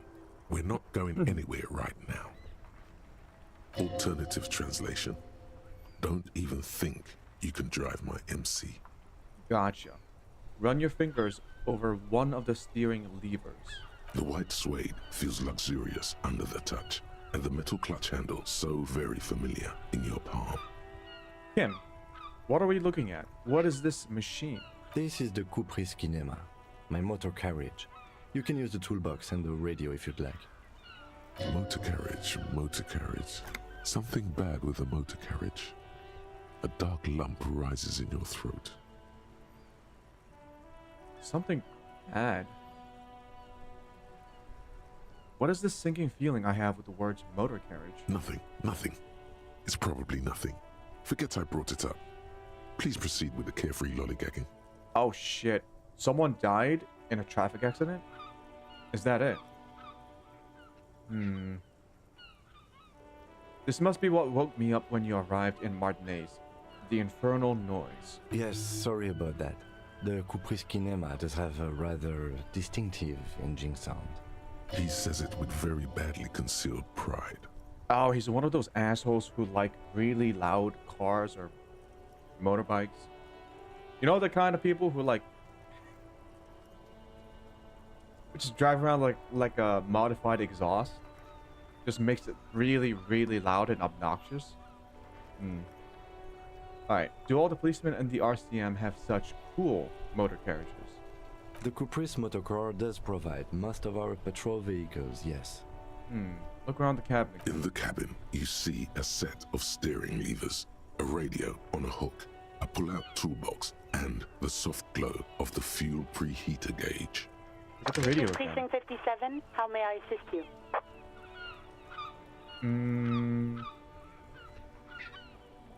I need you to connect me to a civilian, a Sylvie. She may have reported a murder. Of course. What is the number, officer? Kim, didn't guards give you Sylvie's number? Yes, hold on. Her number is 005 1944 298. Received. Hold on, officer.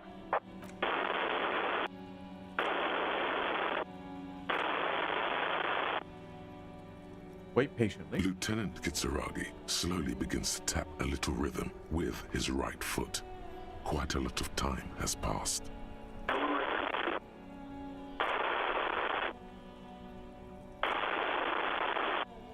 Officer, I have Sylvie Malaika on the line for you. Yes, hello? A female voice reached you through static. It sounds like she's a million miles away from here. Hello, this is the police calling. I have some questions for you about your last days at work. Oh, right. Hello, officer. What can I do for you? You can hear resentment in her tone. She's not thrilled to be talking to you again. Was it you who called the police? No, not me. Do you know who made the call? No, sorry. I don't. Not a lot of people have phones around here. Copper thieves take the wires. People don't have the money to have the cables put in again. They use the Union's phone, or the one on the coast. It was someone else. We'll find them sooner or later, officer. It just might take a while. But why didn't you call? Didn't a corpse behind your workplace bother you? What? Of course it bothered me. But I thought the Union already knew about the corpse. What does this union have to do with anything? No one calls the police. The union would get angry.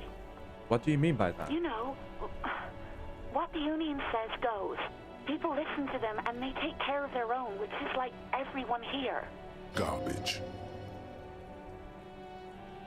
Wait, Kim. Is she speaking the truth? The union is the law around here?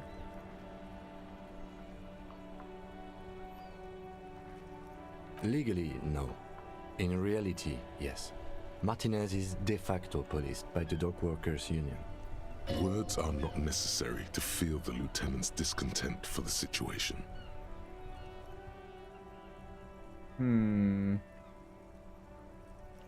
Looks like there's a limit to my authority then.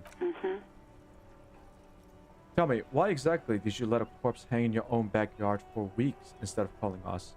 I didn't want to get in trouble with the others. Push her further. Show her the error of her ways. No, don't push her. It sounds as if she's about to cry.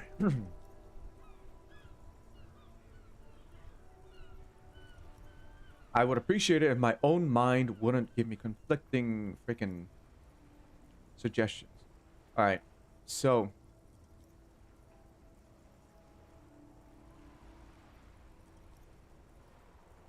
that's just my empathy speaking.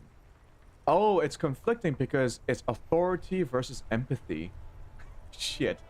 I'm fighting with my own mind. What others? The other people who live around here. Local people. I didn't want trouble. Her voice is resigned and weak. What trouble? You don't live here. You don't understand. Squealing is frowned upon here. Everything is dealt with, well, by the union, internally. Please, I just didn't want any trouble. Huh.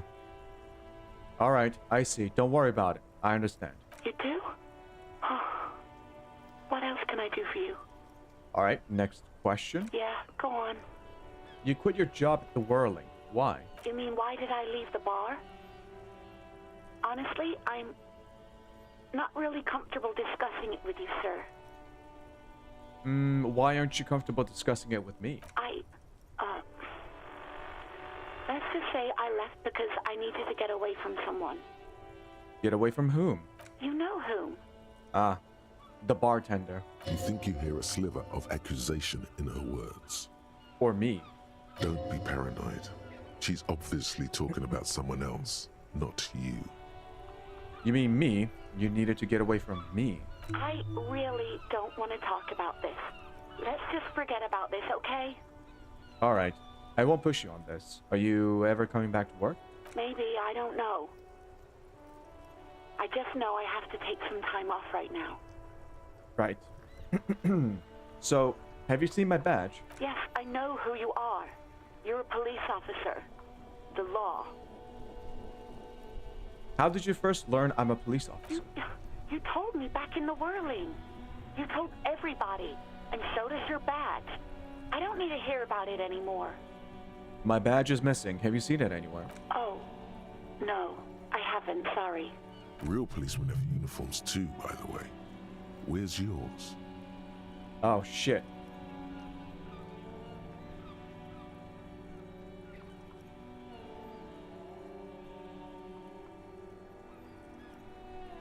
Kim doesn't have a uniform. He's in plain clothes, voluntarily. It's different from not knowing where your uniform is. There are officers who wear the signature Perseus black uniforms to the highest ranks in the RCM and end up buried in them as well. Others do it more casually. Looks like you're one of them. Have you seen my gun? Please, no. Not this again. Everyone saw your cool gun, detective. I showed you my gun. When did it happen? You were trying to impress some people with it. Everyone was eating, and... And what? What did I do? You were waving it around in everyone's face, begging them to describe it. You said it calms you, and then you started making suicide jokes. Oh, Jesus. It got pretty graphic. Some poor sod was trying to eat his pudding while you were screaming, spit flying, imitating the mercy shot right next to him. Spat some in his food. I don't think he touched it after. Okay. I don't know what to say. Me neither. Why would I threaten to kill myself? I mean, look at this world. I would love to stay. There is silence on the other end of the line. Okay. Yes, but what happened to my gun? No idea. All I know is next you were waving around money instead, saying things like big butts cannot lie and guns can't buy money, but money can always buy guns. It almost looked like you pawned it, but believe me, I did not ask. All right. Have you seen my police uniform? Uniform? I never saw you in any uniform. You had your things on, the disco things. The disco things. All right. I think I got everything I need. Thank you. I do hope so. Please don't call me again. Bye. Empathy. Wait, why does she seem angry with you? Yes, you have obviously done something to upset her at the Whirling in Rags when she was still working there. Wait, before you go, you're mad at me, right? Tell me, what did I do? I can't remember anything. I'm not mad, it's just... You were so drunk and so emotional all the time, and then the skua thing happened. It just made me want to quit. What skua thing? The stuffed bird. The great skua. You threw it against the wall while screaming, "Fuck that bird," and laughing like a maniac. I think you said it had been giving you shit ever since you got there.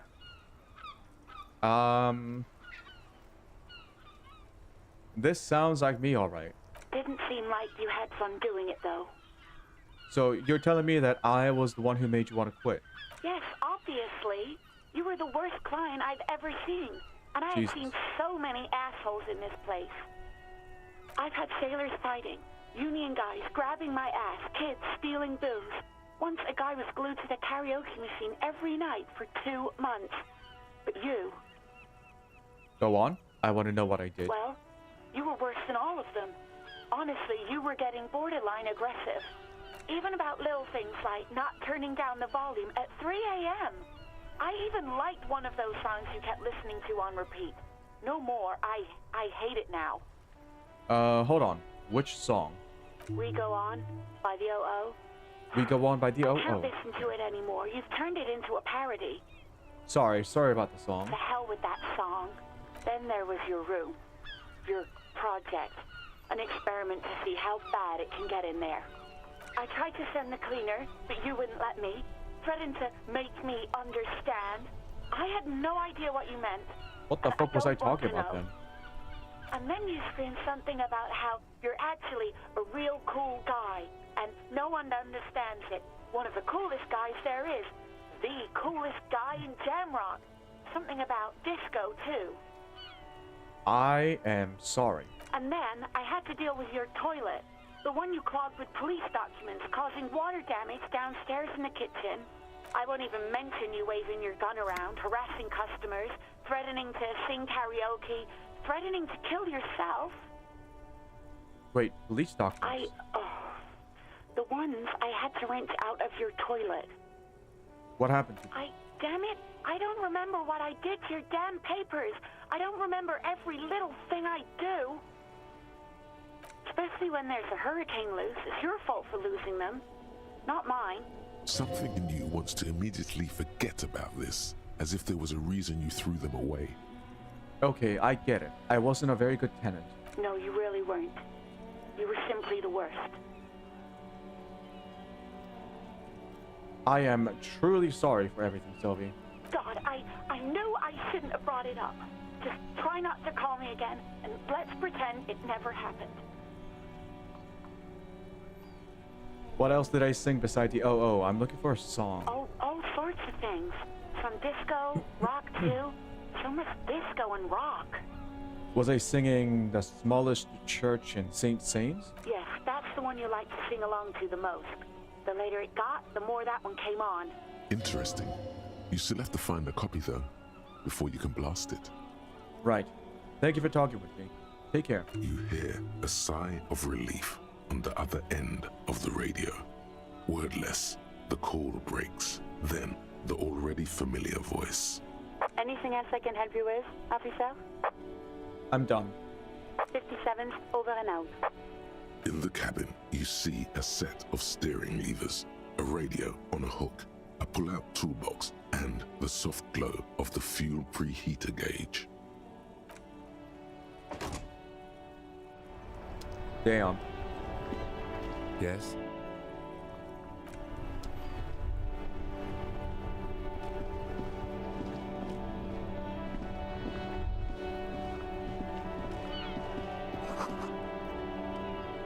Heap of snow melts in the wheelbarrow. The street sign reads, "Fuck the police." Pigs go home. The street name is Elysium. Let's go back inside.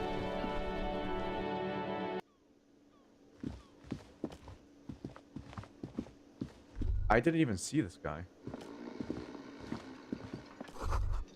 A bowl of rum has been knocked over. Beautiful dark liquid is spilling out. That sugary black rum stain on the counter makes you teary-eyed with joy. It's almost touching how syrupy and sticky it is. How long have you been up already? An hour? Sweet Lord, a whole hour. And you haven't thought about rum and lemonade in all that time? You've truly extinguished all trace of yourself. Actually, should I be thinking about this? Looks like drinking hasn't turned out too well for me. Maybe you haven't turned out well for your drinking. Have you thought about that? Get a goddamn rum and lemonade into yourself, boy. Or better yet, lick that stain off the counter. Jesus, that is so undignified. Don't lick it. What happened, man? You used to be cool. Go get your boring normal person drink then. Get your drink on and your act together.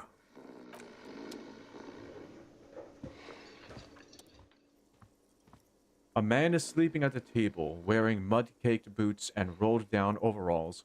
The back of his shirt reads Wild Pines, encircled by a logo with a tree. On the counter, rolled out of his open hand, you see a blister pack of headache medicine. Wake him up. Lieutenant, who is this? No idea. Looks like he works for Wild Pines, the logistics company who owns and operates the harbor.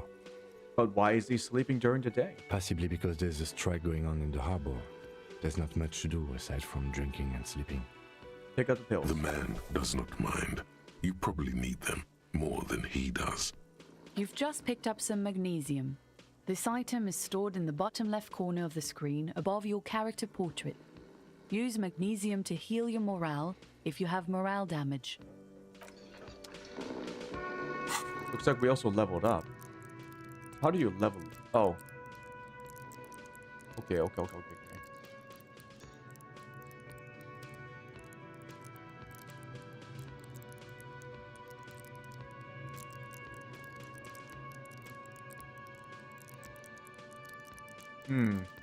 Let me do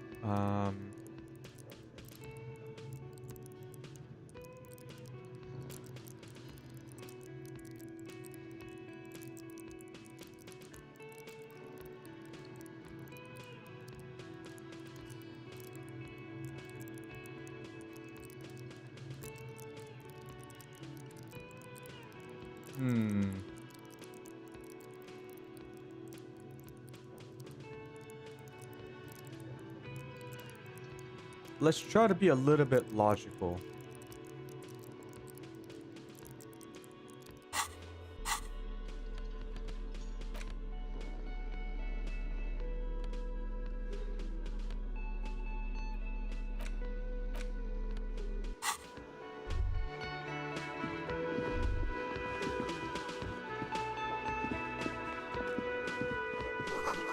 Summer door closed for the winter.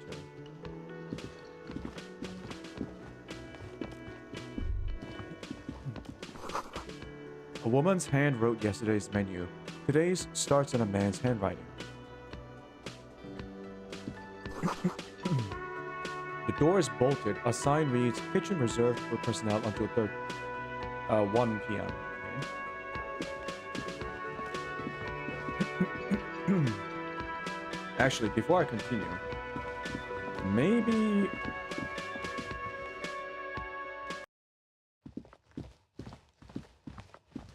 was the woman here?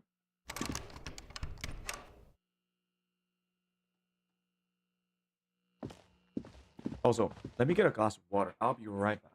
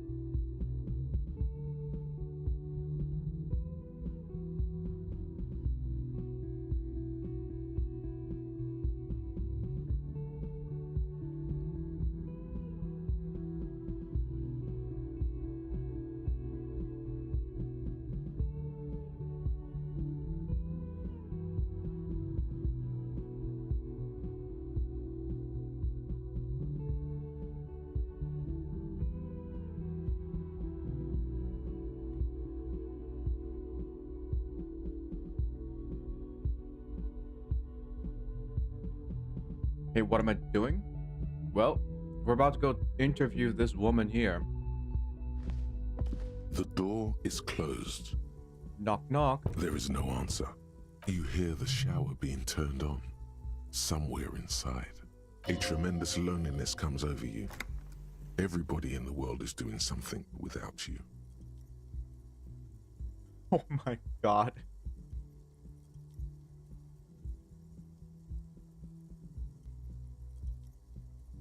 I'm so alone. Am I saying this to her? The door is indifferent to your loneliness. I'm talking to the world door. Does not care. Let me not disturb her. No, that's... yeah. Okay, so how do I use the key here? I had a key. Where is it?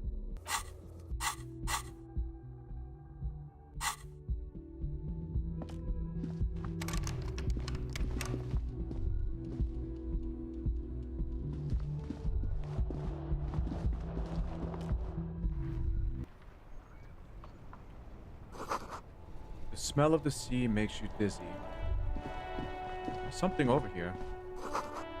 A gust of briny wind washes over you. Oh, my shoe. I found my other shoe. Composure and Savoy Fair.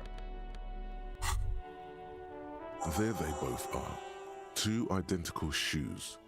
Both copiously green and indiscriminately snakeskin. Reunited on your feet. How do they fit? Good. They're balanced. Comfy.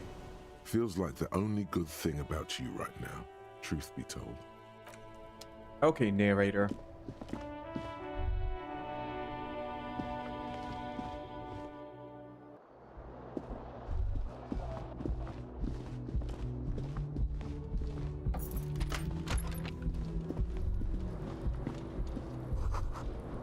Kim tries not to look at your broken down bathroom door. Kim also tries not to look at the pile of taped viscera on the carpet, or the weird suitcase on the hat rack, or the potted plant dying in the corner.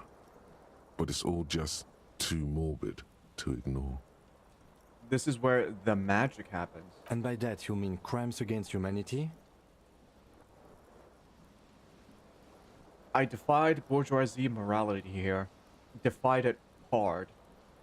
I have no idea what that means.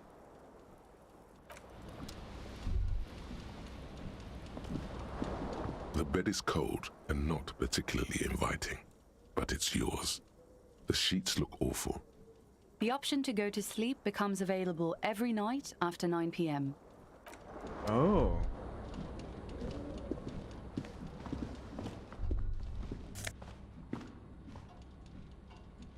White satin shirt.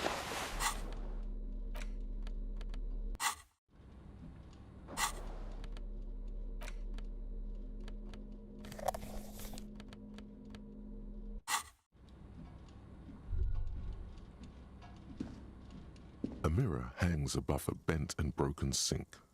In a fierce discharge of masculine energy, someone has ripped half the faucet off. Hot water sprays from the base and steam covers the mirror. You cannot see yourself, just the outline of a man.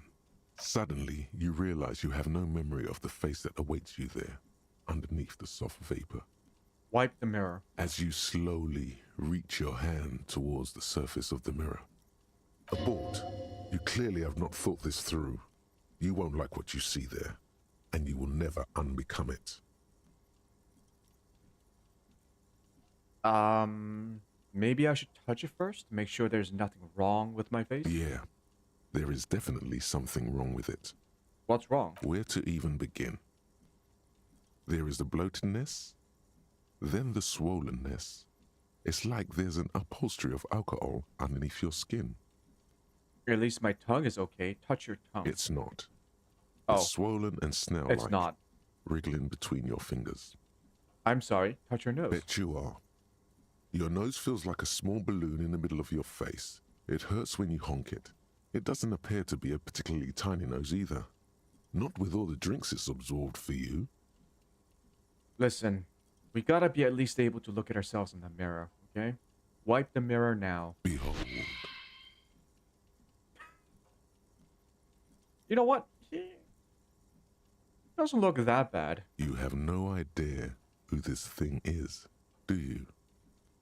This is the face of a late-stage alcoholic. Too late. You clearly have rigor mortis on your face. Or wait, is that an expression?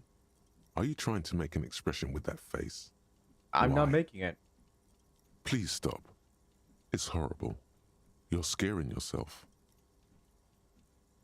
No, this is what superstars do. Keep making the face. You can't, can you? It's like it's not even voluntary anymore. You have worn that grin into your face, and now it won't come off. He looks fucking unhinged. Yeah. What does it even mean? What is the emotion you're trying to convey? I'm insinuating that I'm vaguely sympathetic. I think I'm sort of pulling it off too, in a sad has-been kind of way. There is some charm to it. It's an expression of pain. You are correct. That was a fucking quiz? Oh boy. Encyclopedia. Dig deep into your state of mind to locate the source of the expression. Oh god.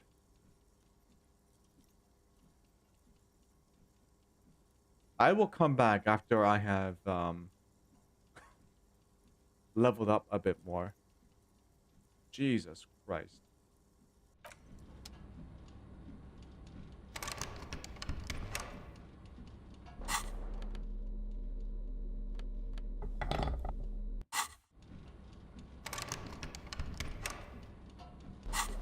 Can I not use the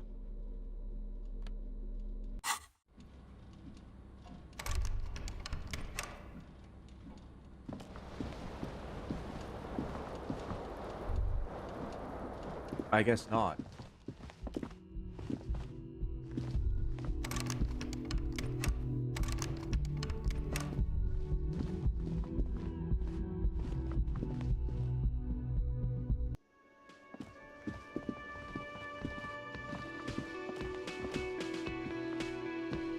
Okay, I look like an asshole with this.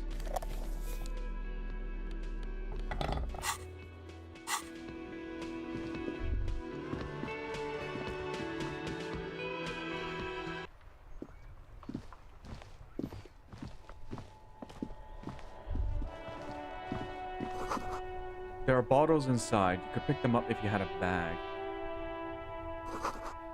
Rue de Saint Ghislaine 8B.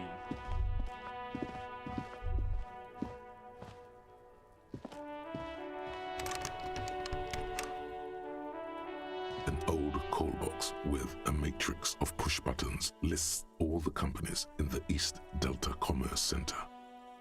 Main hall, Andrew Orlando Hair, Artemitep's Boxing, 24-hour window, Emma's Fashion Atelier, Paparone's Taxi, the rest has been burned off. Slipstream SCA, Fortress Accident SCA, Revachol Ice City, East Delta Pinball, empty card.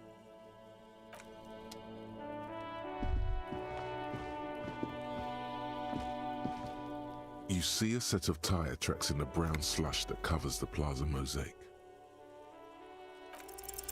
The tire tracks were left here by an unknown event that took place some days ago. It's a message, written in the language of burnt rubber.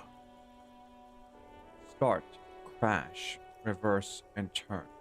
Some of that rubber stuck to the tiles right in front of the whirling in rags.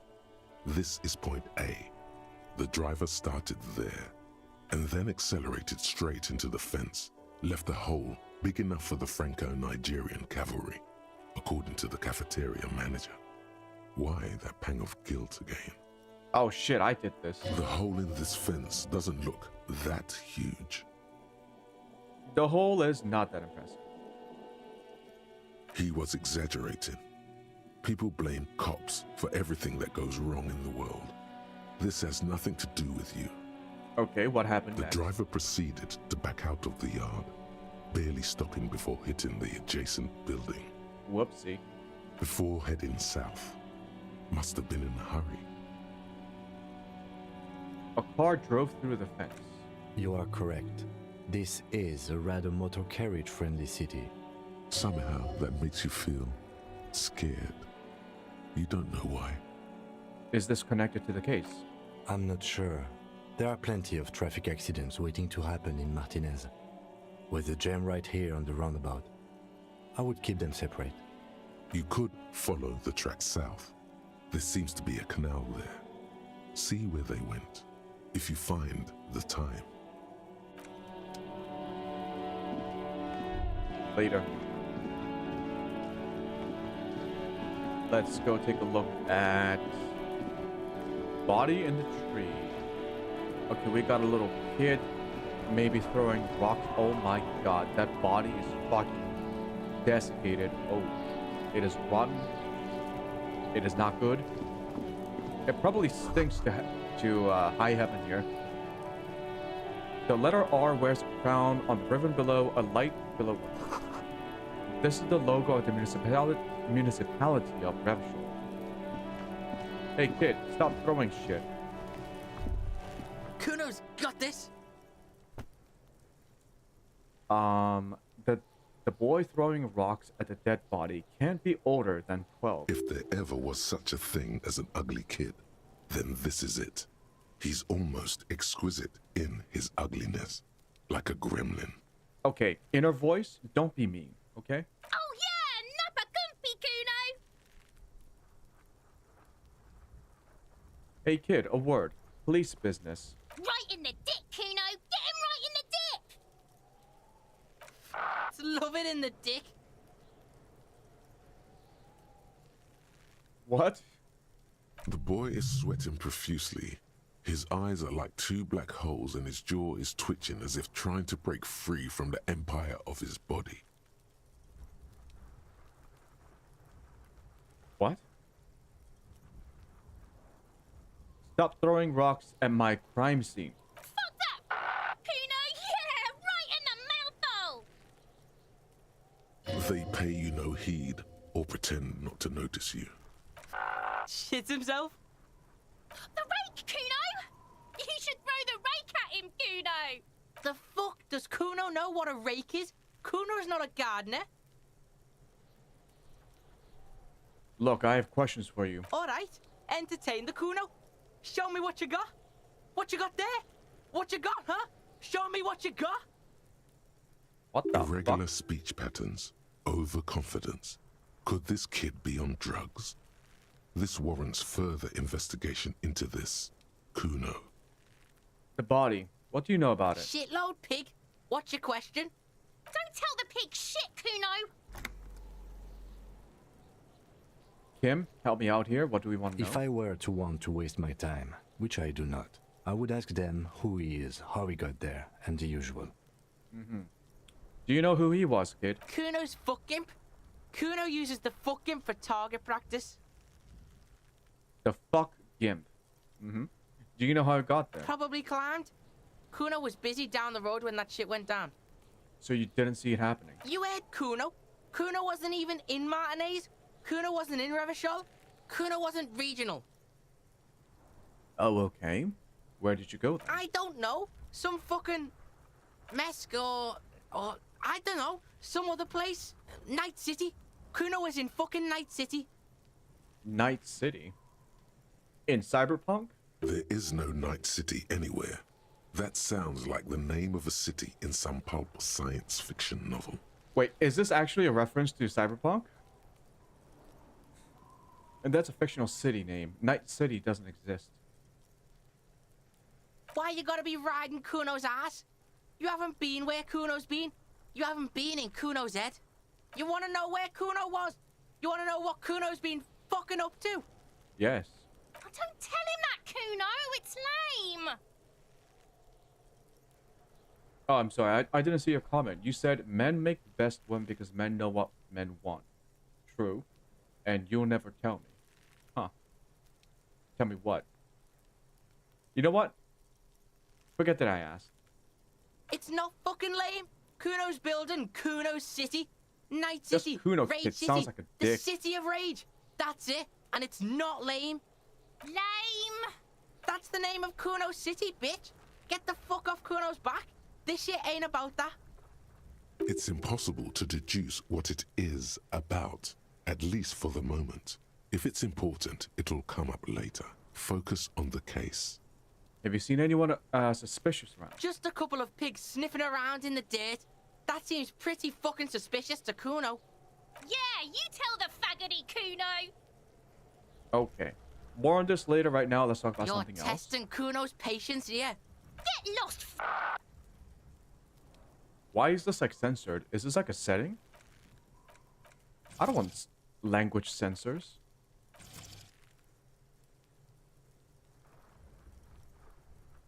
That's just the music.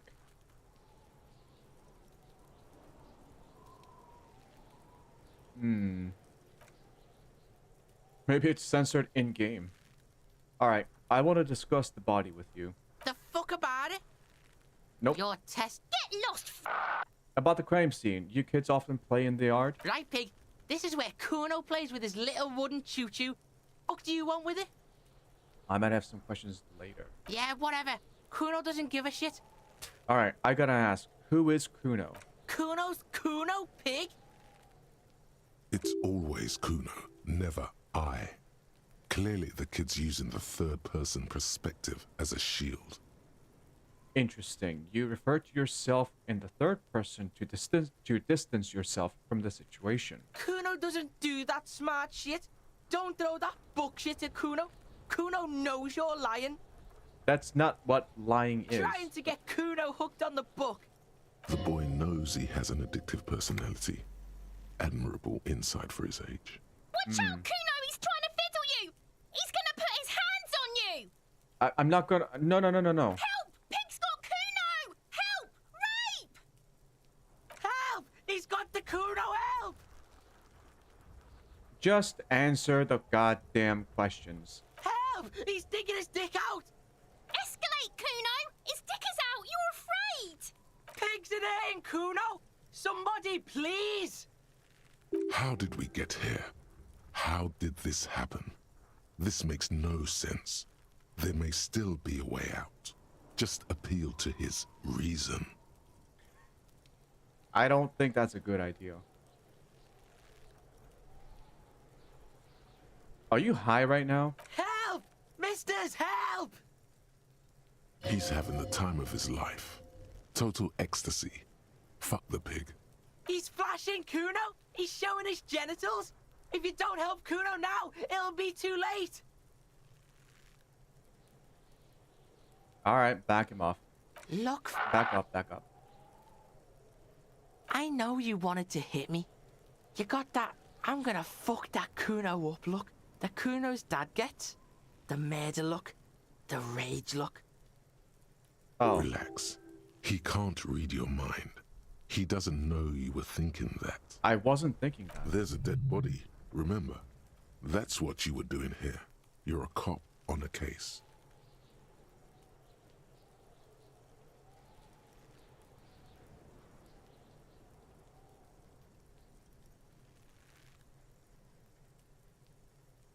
Let's play into his ego a little bit. How do you know about that? You can't see inside my head. Can you read my mind, Kuno? I can. Kuno can smell that violent shit. I know what you were thinking. I'm gonna fuck that Kuno up. I'm gonna shut his shit down. You know what? You should have hit the Kuno, because now you're nothing. You're a joke to Kuno. Kuno laughs at you. King Kuno! The whole charade was about establishing dominance over you. You backing up means he's succeeded. Kuno turned you into his prison, bitch! You're gonna be in this shit with Kuno! Oh no, my God. you're not. We can just leave. Bitch, you're gonna be in this shit with Kuno forever! A peepo is a type of hat, by the way. Nice people. You don't talk to me about my fucking people! You don't know where I come from! You're just Kuno's bottom bitch! Alright. Okay. Questions about the crime Kuno scene? is kind to his bitch. Ask your questions, but remember, this changes shit. Click, click, click, click! Empathy. Legendary 14. Figure out what's going on with this kid. This is a white check. You may retry it. It's not Kuno. Holy shit. It's Kuno S.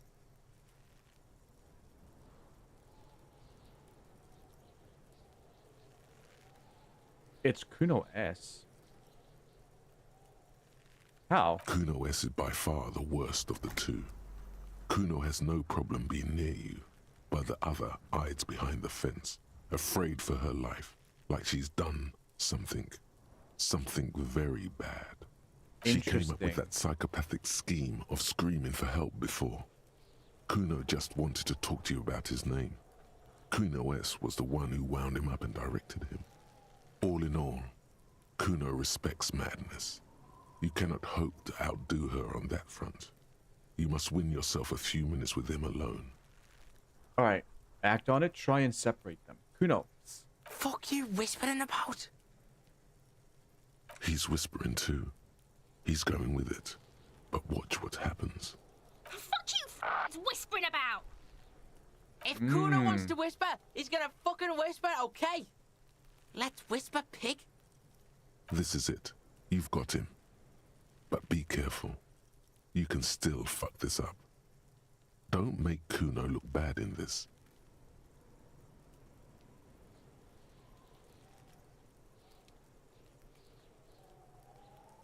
What's up with her? She's terrifying.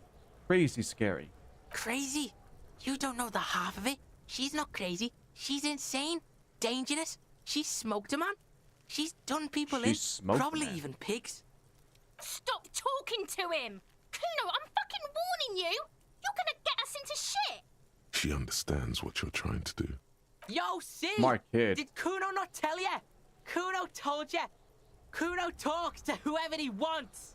Talk, pig. Kuno's got it under control. You did it. They're separated. He's even turned his back to her, so she can't read his lips.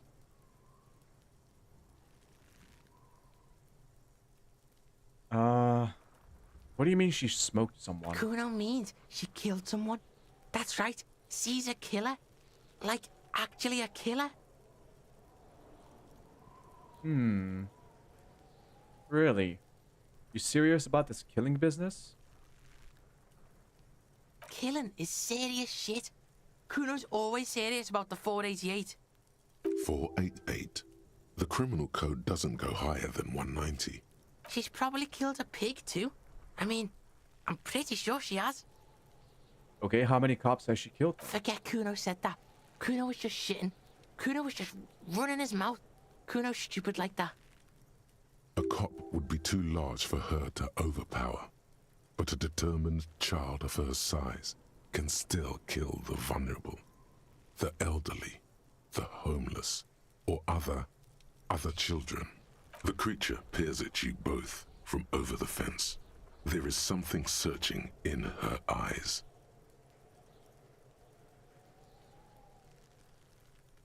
You think she has anything to do with the dead man? Yeah, she would have liked to fuck him up, but she didn't. Kuno wasn't around, and C was with Kuno. Where were you? Look, Kuno's gonna put you at ease. We didn't do it. He speaks the truth, my liege. Liege? Drama? Kuno, do you think it's possible that she's killed other children? Kuno falls silent. He does not look at you when he replies. Kuno, that's it. That's what Kuno is starting to think, yeah. Okay, you said she's insane. Yeah, she's psycho. None of that kiddie psycho, cat burning shit. She does the real deal. Whoa. Oh, wait, I gotta do the Keanu Reeves impression. Whoa. That was terrible, sorry. Yeah. What's the real deal? Snuff radio shit. Believe Snuff me, pig, radio? you don't want to know. What's the language, what's that language she uses? Fuck knows.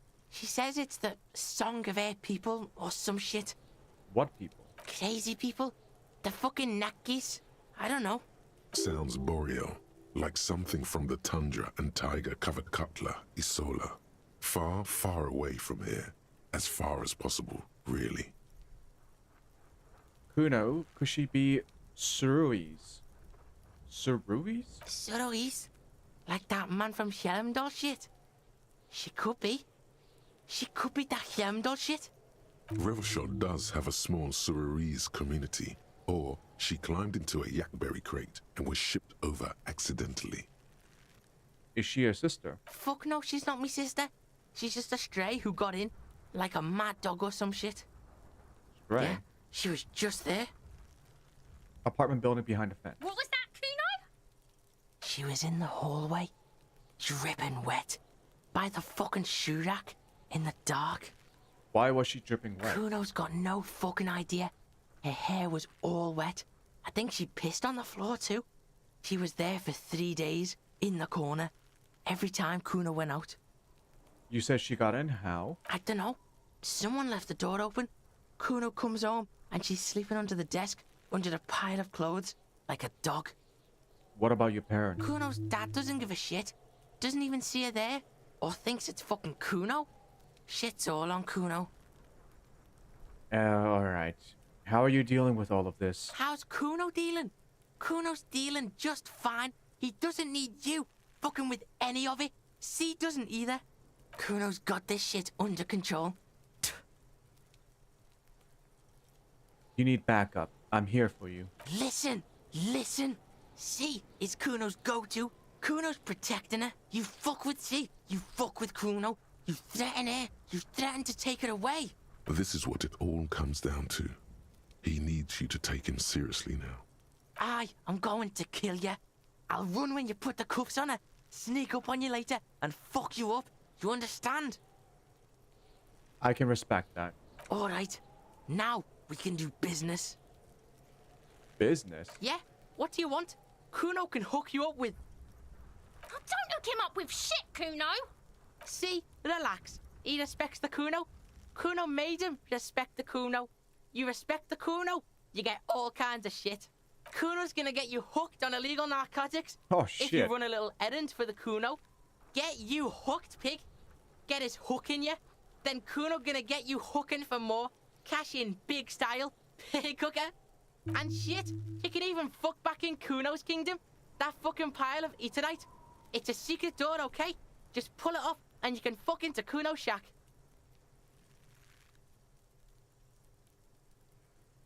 What was that about running you on errand and illegal narcotics, Kuno? Kuno gets it from his dad. Kuno and his dad are major suppliers. That's where Kuno gets his lightning on. Problem is, Kuno and his dad had a little falling out. Now junkies clawing at Kuno's door. Streets going mad. Kuno's got to throw his dirty popo man at it. Okay. Okay. Dirty popo man is you. In there is Kuno's violent dad on steroids. Kuno's dad does steroids and speed. If you can take him, you can have half of the speed. Who is your dad, Kuno? Kuno's dad is a fucking monster. He's the most violent man in Revachol. He doesn't give a shit about a single thing. He drinks too. Are you sure you can take on the most violent man in Revachol? In your condition? How much material are we talking about? Like half. Half of what? A baggie, but like in this vial. That's not very much material at all. Fuck you talking about half a G? This shit is giant, grade A shit. So clean you can barely see it. You can barely see it because there's barely any. I've made up my mind, Kuno, and this is what's going to happen. Okay. Kuno's listening.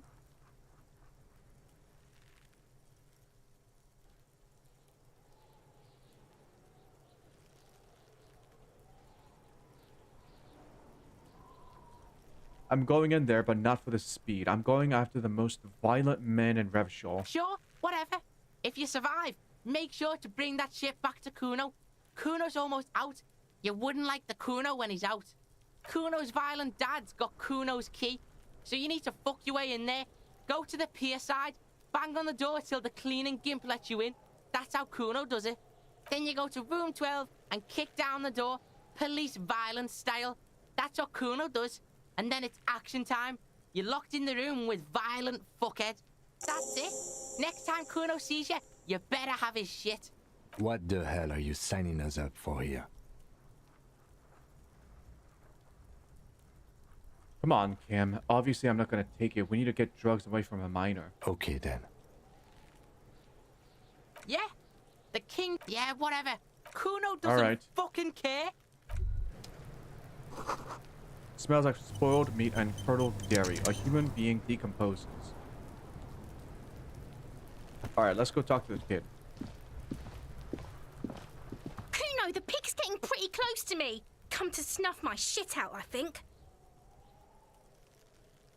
It's okay. We're cool. Looks like it's time for me to go, Kuno. Pig's come to take me in. I just want to ask you some questions, I'm going away for a long, long time, Kuno. Going away for life. What's going on there? Fuck are you trying to pull, pig?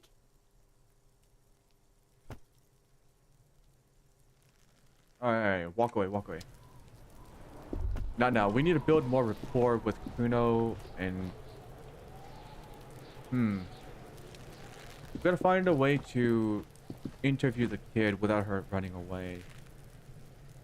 Alright, let's take a look at the crime scene. This kid's ladder is rickety but still climbable. The ladder's for kids. It wouldn't hold the weight of a grown man. So who... Okay. Someone is trying to grow herbs in this greenhouse.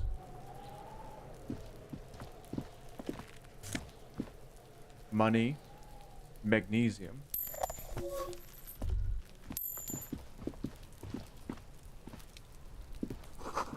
This winch mechanism has been oxidizing for some years.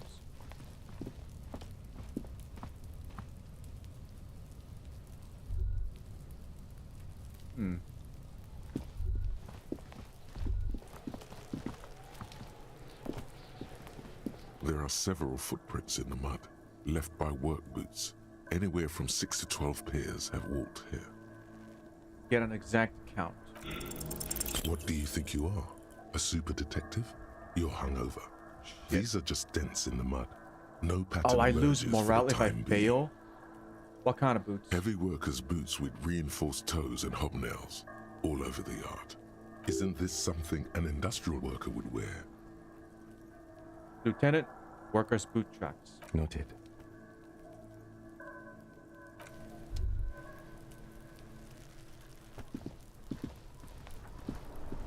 The corpse looks at you with bulging white eyes. The face around them does not look human. It's swollen, and ready to burst. His lips are fish-like and his tongue like a ball gag in his mouth. You seem to be holding your breath. Look down. A cargo belt twists his neck at an unnatural angle. The body below appears stiff. It's letting out an ungodly rot. The smell seeps in even through your clenched nostrils. God, what is that? Why is it so bad? Endurance 2. The smell is repulsive. It pushes in from your mouth, more instant and more familiar than anything you'd expected. More fever than odor. It fills your mind, flushing you from within. Let it out.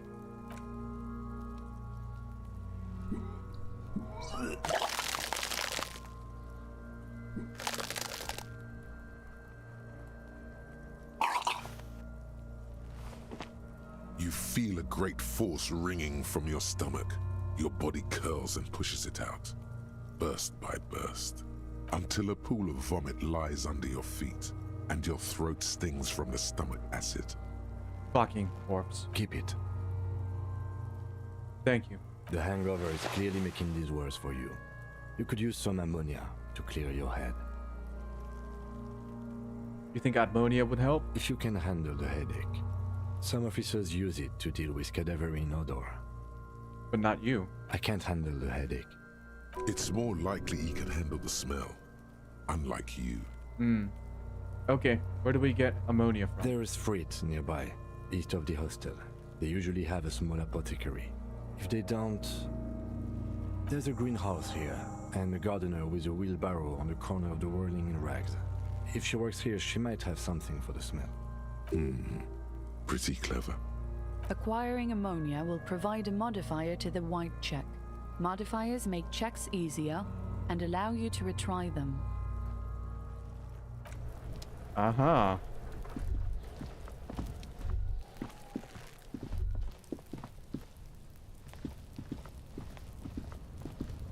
The pile of Eternite looks stranger now that Kuno told you about his pad.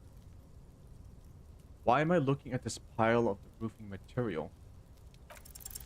Because, unless Kuno lied, you should just be able to pull the panels aside.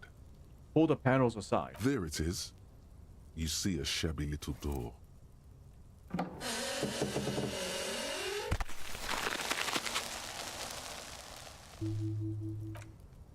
So this is the shack Kuno mentioned. Let's take a look inside there. I'm going to equip that just in case I get into combat. I don't know how combat works. My right hand, I'm gonna...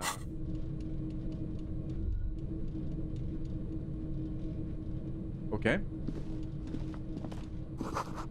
An empty tube of magnesium. Magnesium supplement.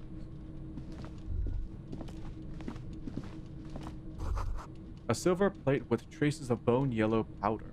Be still, my beating heart. It's amphetamine. Oh shit, it's meth. Amphetamine. The lieutenant isn't studying the powder in the mirror. He's studying you.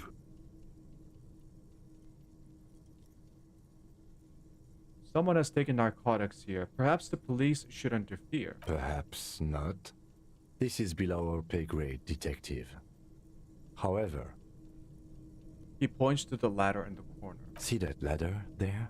It's probably another way into the industrial harbor, no? A secret path the local kids use. You're the pig's head. It looks mummified. The poster says, "Get out of the way or get fucked up." What is this? Money?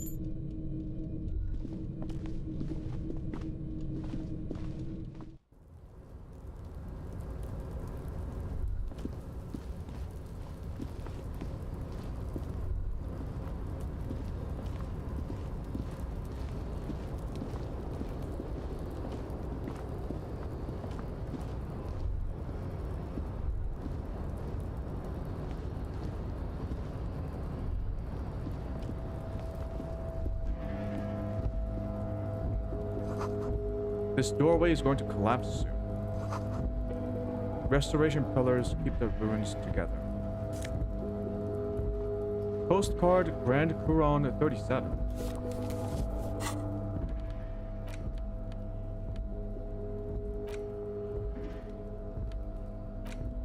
This postcard depicts an ill-advised residential area overlooking the Jamrock border.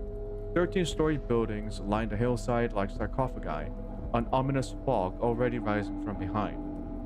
These are the last boom years. In 39, the project fails catastrophically, leaving behind an opiate and hepatitis B infested slum. So these are just junk that I can sell. Something on the ground here.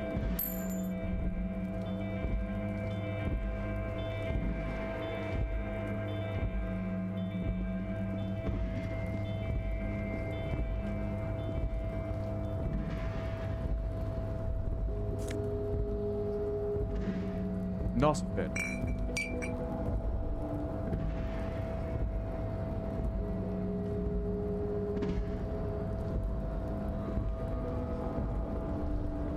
Looks like someone left his tarpaulin cloak hanging on the railing here. Look, Lieutenant. Someone left his cloak behind. Yes, it's probably yours. It bears the RCM insignia, and you have a habit of being careless with your equipment. You could probably make the jump. You look like you've done some track and field in your day.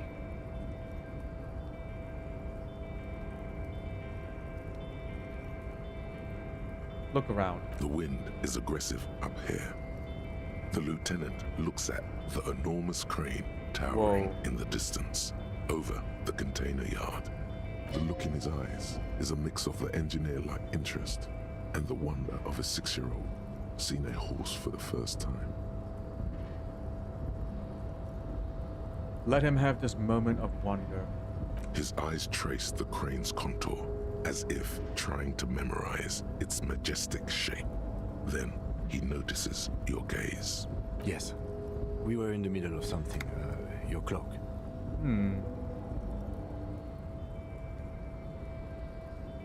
What exactly are we doing up here? What are we doing?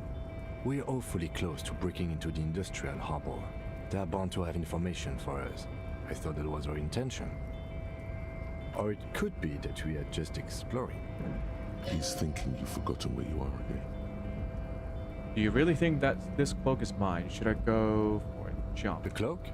I do think it's yours, yes. As to whether you should go for it? Well, it doesn't seem too dangerous. 2-meter stops. Whenever you're ready to do it, I'll be right behind you. The cloak looks like a bag of goodies floating in the wind. Who knows what its pockets may hide? Hell no.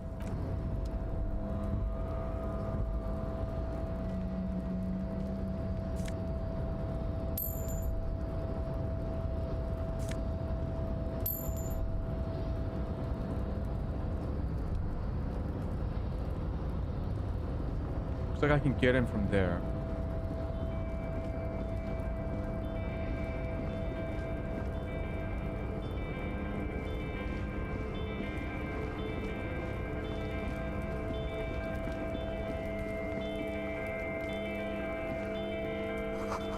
These barrels are half full of rainwater.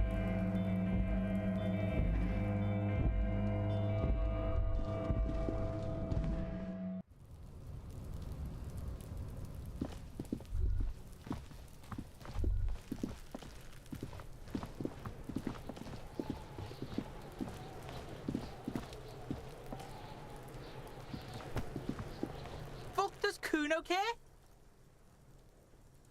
You know, I found your shack. Yeah, did you fucking there? What was with the pig head? Oh, that? Kuno decapitates pigs. That's just a Kuno demo tape. Cool pig head. I liked it. I got one too. This one. Point to your head. It's shit. What? What is this shit? Fucking on yourself. This is weird level shit. Kuno doesn't go there. Fuck you shit back to normal. What is this? Well played. No one saw that coming. I found a plate covered with powder residue. Know anything about it? That's where Kuno gets his daily hit of electric. Kuno Shazam! Kuno rides the fucking lightning in there, pig. Bet you'd like to ride the lightning too, wouldn't you? You feel tired and old, but you could have that sparkle in your eyes. What's with a tube of magnesium, Kuno? It's a vitamin, pig. Don't you know anything? You could use some. It's magnesium, right? Yeah, it's the mag. You fucking need that shit to stay on top of your game. Kuno goes through like a tube a day, rips mag like a motherfucker, and you could use a bottle. Oh, don't teach him, Kuno! He's gonna use it against you, Kuno! Come on, it's just magnesium. You're not getting this, pig. It completely takes away the hangover. It's like you didn't do anything. Like you stayed home playing with your choo-choo. Fuck you, pig! Don't do mag! You're gonna OD and you're gonna fucking die! Is that my coat up there? I'm pretty sure it's mine. Is it? You got pretty fucked. Kuno's surprised you've still got your head after all that. After all what? Don't sweat it, drunk pig. Kuno will keep your nasty secrets. Kuno's not snitching. He's saying you climbed up there.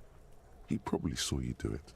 Yeah, that conclusively explains how the coat got up there. Mm-hmm. Could I get into the harbor from the roof? Of course you fucking can.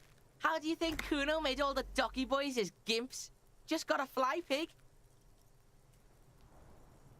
Is that it?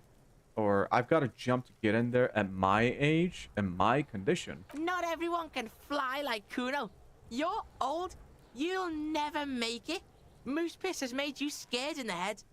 That's all there is to it then. Don't be a pansy. Just jump. Good all right. call, Pigmeister. Don't come and talk to Kuno about his kingdom. Kuno doesn't fucking care. Kuno doesn't fucking care. Gotcha.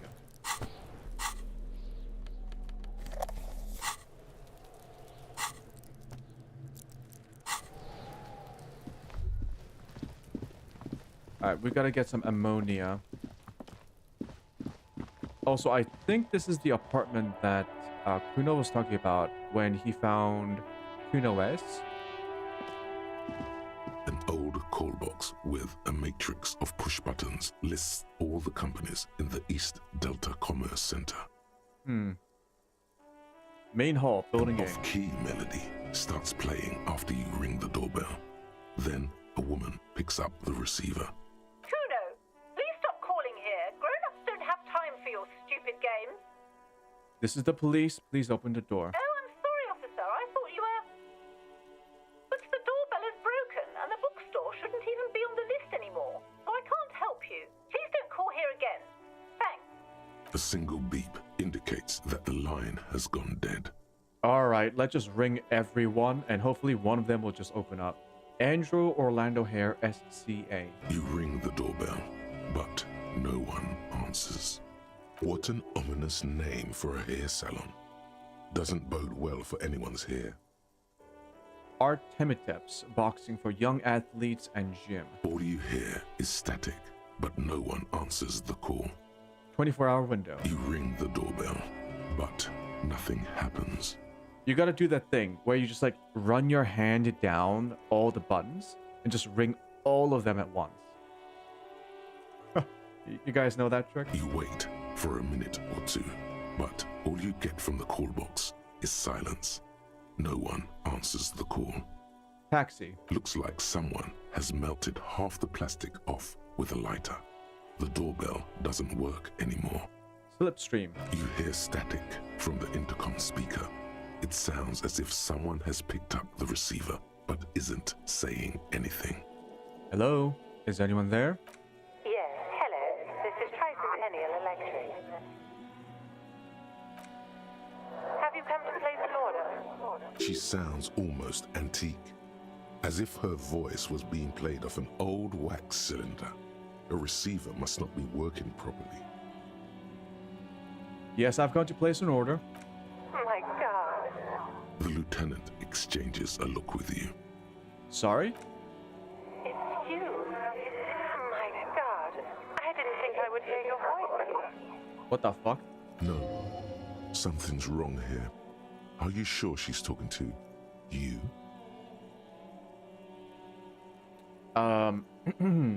Yeah, it's me. Here I am again, crawling back into your life. Michelle, just please. Why did you even call? I don't understand. You've been gone for months. I thought you didn't care. Okay, I have no idea what's going on. Of course I care. It's just that I've been going through some tough time. Ever since I came to work here, it's different. As if my mind's been wiped clean. A spot of static overrides her words. When she speaks again, it sounds like she's submerged. It's so nice. It's so nice to be able to finally forget. Forget about what? She sounds like she's about to cry. Hello? She doesn't answer. You said it was nice. What's so nice about forgetting? Silence.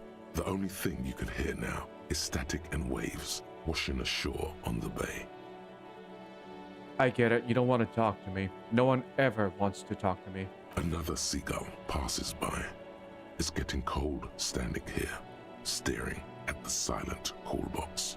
It must have been some kind of faulty wiring. We should maybe stop playing with this doorbell. It looks ancient. Alright. You press the number sign on the keypad that terminates the call. 12 name cards on the call box read. Challenge it again? No. Hold on. The last thing you need in your life is more hysteric emotions. Forget it.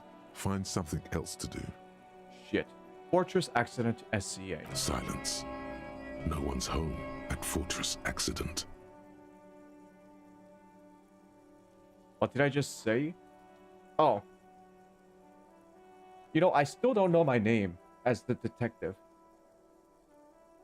Although, that was really weird. I thought that conversation happened in my character's head, but apparently Kim also heard that too. So... Silence. No one answers the doorbell. Alright, main hall, building B, whirling in rags. Nothing happens after you ring the doorbell. They don't want to talk to you. East to Delta Pinball. Silence. No one answers your call. Fuck.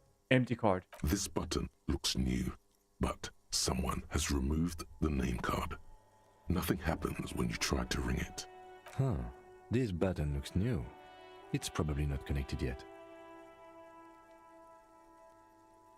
You hear the same waiting room music, but no one picks up the receiver. Oh shit.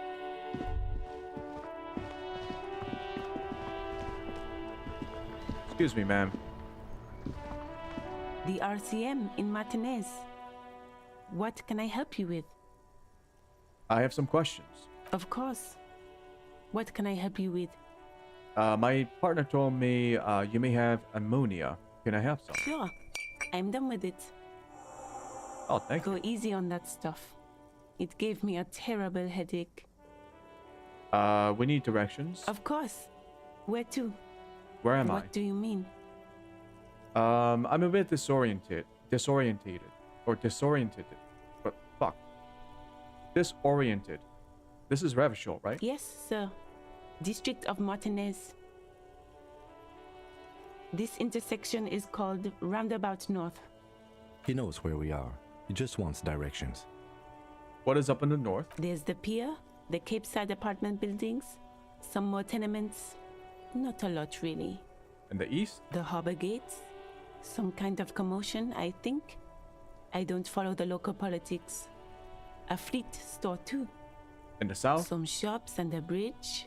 The canal bridge leads to the coast, but it's broken, I think. Some kind of accident, probably. What is on the other side of the canal? Just coast. There's a little fishing village there, and a fish market. But that got closed down ages ago. And finally, in the west. It's just water. No, actually, I think they call it the Martinez Inlet. There are some islands in the bay, but they're hard to reach. Thank No you. problem. And what is this fuck the police business? Excuse me? She's uncomfortable. Maybe you should drop this line of questioning. This street sign says fuck the police. Oh, well, I didn't write it there. I'm just sitting here. It's alright, I didn't mean to startle you. Okay. No? Excuse me? She's uncomfortable. Oh, well, What I about the didn't other write sign? it there. Pigs go home. I'm just sitting here. Who are these pigs? I don't know anything about that either. As I said, I didn't write it. Pig is a widely used term for members of the police. It's not loving. No need to worry. We are not saying you did. Okay. Well, I didn't. Of course. I won't hold you back. Her gloves. You get the feeling that you need them. You have a dead body to deal with after all. One more thing. Can I borrow your gloves? Sure. Keep them. I have another pair. Thank you.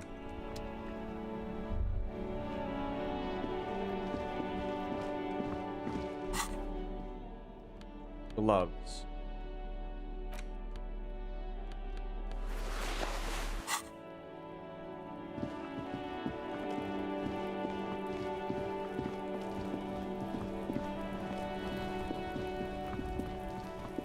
There he still is, looking right through you with his white eyes. The body below is entirely dedicated to that corpse smell. Emitting it is all it does now. God, why is that? Why is it so Active bad? decay. It's okay to throw up, officer. No one is judging. He's about to blow! Cop's gonna blow, Kuno! We gotta try it. The ammonia only makes it worse. The combination forces tears out Son of of a your bitch. ducts. You managed to keep it in once. The second time, not so much. When the vomiting is done, your cheeks are wet with tears. This is the second time I vomited.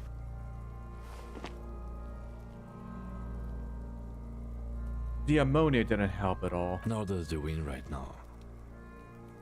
The weight is reassuring, like a krenel on solid fortification. Pat, pat, pat. I've seen strong men turn themselves inside out for hours. You are facing tough odds here. Alcohol withdrawal makes it considerably harder. Why can't I keep it in if I've been a cop my whole life? I've seen captains puke their guts out. It never gets easier. You never get used to the smell. Every Monday is cadaver day. Throw up, investigate. Throw up, initial autopsy. Throw up, bag it. Then drive to the station. Maybe throw up on the way there if you didn't bag the thing tight enough. You seem to be fine. I think I've lost my sense of smell. Not being hungover helps too. Shit.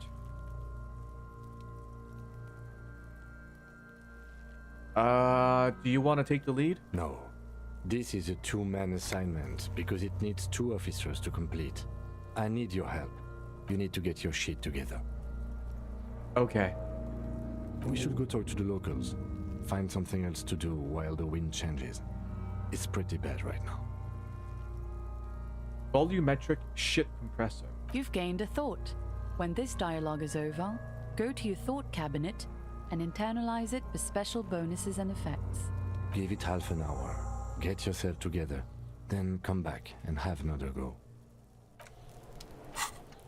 Internalize a thought. Volumetric shit compressor. Temporary research bonus, none. Research time, 30 minutes. Problem. Your shit is apart, and it's rather unbecoming of a cop and a human being. It's supposed to be the opposite of that. Together. Compressed in a small area. To achieve a solid level of shit compression, squeeze your butt cheeks together for 30 minutes. Do something similar with the 2 hemispheres of your brain. Talk to people. Maybe that will help. So, some kind of a Kegel exercise. Yeah. Alright, fine. This is halfway done.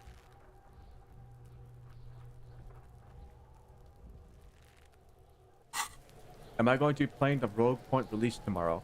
No. I'm gonna watch and see how it's received first. Like, I don't want to jump the gun on an early access game. I've been burned by early access games way too many times. I'm just gonna watch other streamers and see if it looks okay before making my judgment. Before deciding whether to get it or not.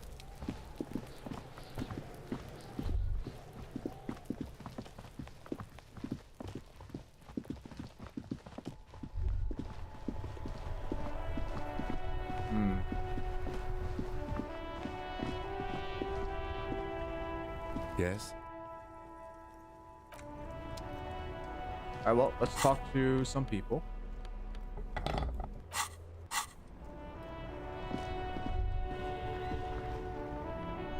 am a gander and a hunter and a gatherer. Feel like a traveler. A simple little cadence. He seems to be making it up as he goes. Keep listening. From another planet. Hey there. What's going on here? It's the jam, my man. It's a traffic jam for the ages. Harbor gates up the street are shut tight. No explanation given. Workers on strike, scabs agitating, an all-around clusterfuck. Meanwhile, we're all stuck here in long-haul limbo for days upon days upon days. So how long have you been here? Feels like forever. Like I was born on this here roundabout and this was all I ever knew. Just me and the metal and the tires, the oil and the fumes of mazout.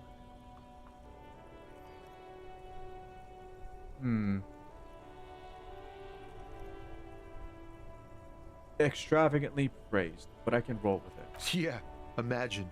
It's been a whole week already. Behind the laugh, however, a touch of sorrow. So tell me, what do you need?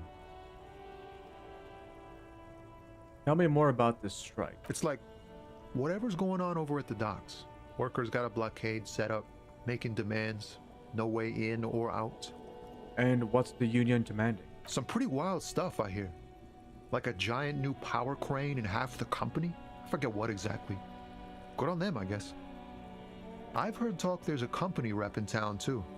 Like a strike negotiator type. They'd know what's up. Precise demands and so on. Ah, yes, from the Wild Pines. We'll meet her soon enough, I'm sure. What do you think the company wants? They want to keep that money flowing in, my man. Ka-ching. Anything else I should know? Anything else? Yeah, this ain't really my area of expertise. I just do my job and get paid. I have things to do and places to be. All of us do. All of who? Us lorry drivers. Camionneurs. You still hang Lorry around here drivers. waiting for this mess to end. Most have scurried off somewhere to get drunk or high. Or laid. Not that I blame them, really. And not you. Not my thing. Chasing transient pleasures is a drag these days. I prefer the examined life now. Thinking, reflecting, observing. He tries his best to look nonchalant, but there's a rigidity in him, as if trying to conceal something warm and deep beneath a cool exterior. Know anything about the dead man, the one hanging behind the hostel there? He ain't one of us drivers. I know that. All accounted for. Otherwise, I haven't really asked about that. Been wasting time right here. Keep him busy. It's easy to see he's telling the truth. He's kept his nose out of the dark stuff. Busy with what? Analyzing the fundamental structural and psychological conditions of being stranded in the midst of a sea of motor lorries and their sad, despondent chauffeurs. And your conclusion? A sense of surprise there ain't more bodies hanging from more trees. What are you hauling anyway? Oh, high-grade narcotics, illegal firearms, stuff like that. Cool. Time to arrest him. Wicked. I've always wanted a friend in the underworld. Ha! No, I'm joking, my man. Found runs a nice, clean business. This haul of cargo is mostly sporting goods. You know, tracksuits and that kind of thing. They usually get shipped to Grodd in the Occident. Though we've been making headway in the Il Moran market lately. That's your machine behind you. This rockin' beauty. Sure is. Like a rash you can't get rid of. You interested in heavy-duty cargo machinery?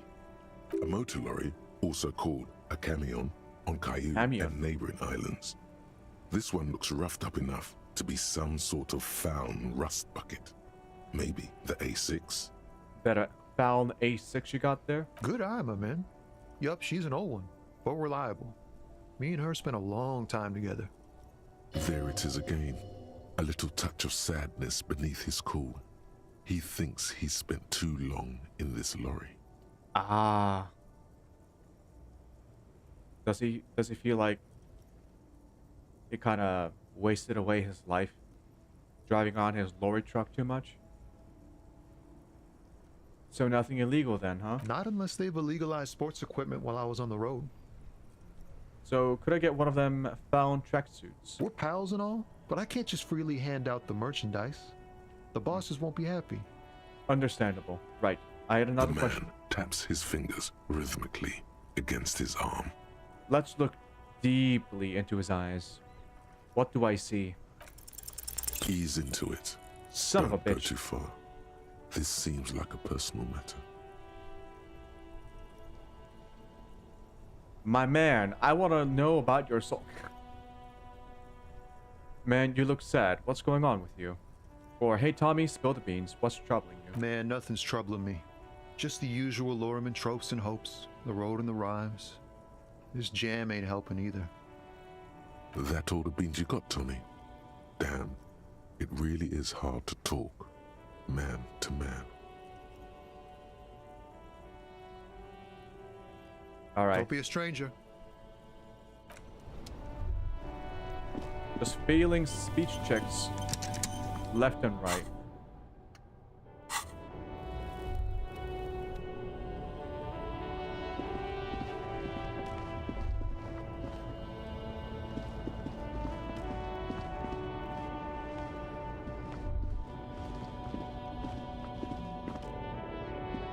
I don't think I've ever played a game like this.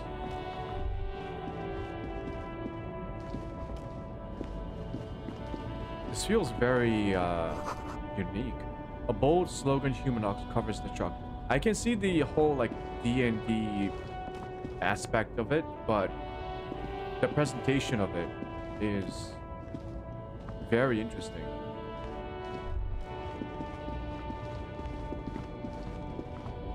An old monument stands in the middle of the traffic island, pointing toward the sea. It looks as if it's been reassembled piece by piece, secured and mounted in the air with the aid of numerous ropes and rods. Who is this? A silver plaque on the statue's pedestal reads, "I am Philip III, the Squanderer, the greatest of the Philippian kings of Revachol, son of Philip II, the opulent, father of Philip IV, the insane." What did he do? What did he do? You have no idea what you did a week ago. How would you know what this guy did many centuries ago? High above you, the king stands triumphantly oblivious to your memory trouble.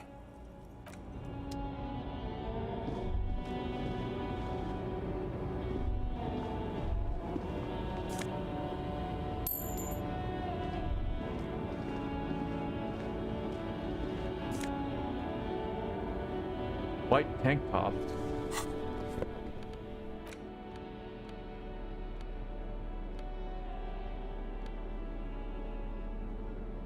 +1 conceptualization, -1 suggestion. This is +1 physical instrument. Oh, it's a wife beater shirt. Tank top, gym vest, reeking of sweat. This sleeveless shirt is the best choice if you're not afraid to show off your masculine upper body and that hairy chest. Okay.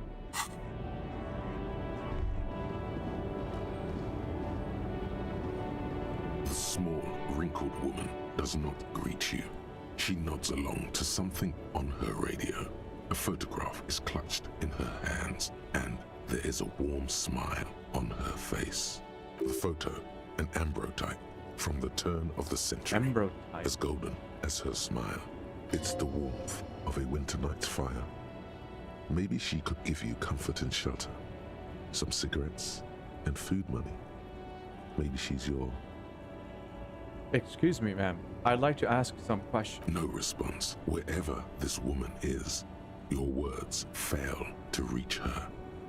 Snap your fingers in front of her face. Wait.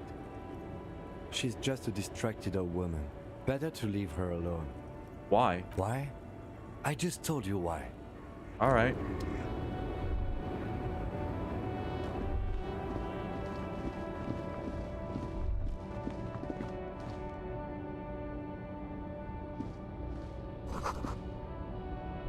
Foreign car, kept in good condition.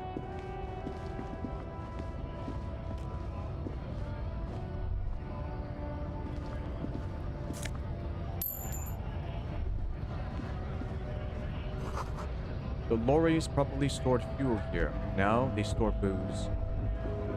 Shit's going on.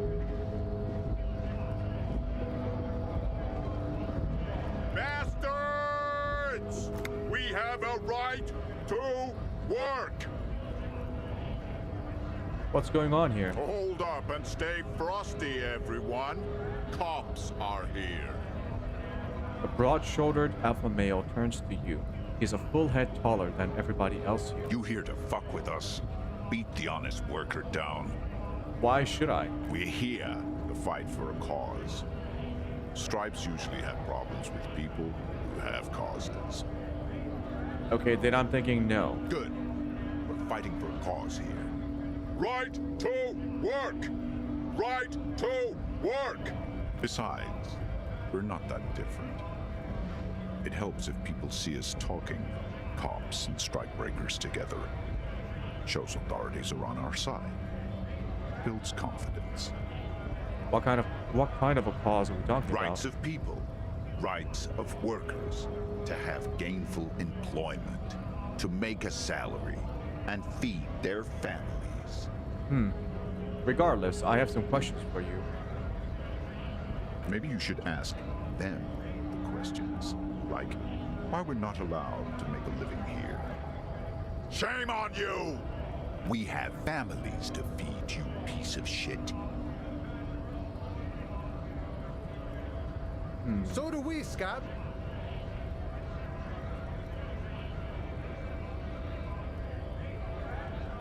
Who are all these strikebreakers? Honest men and women with rights to work, to be useful, not toys for corporate interests.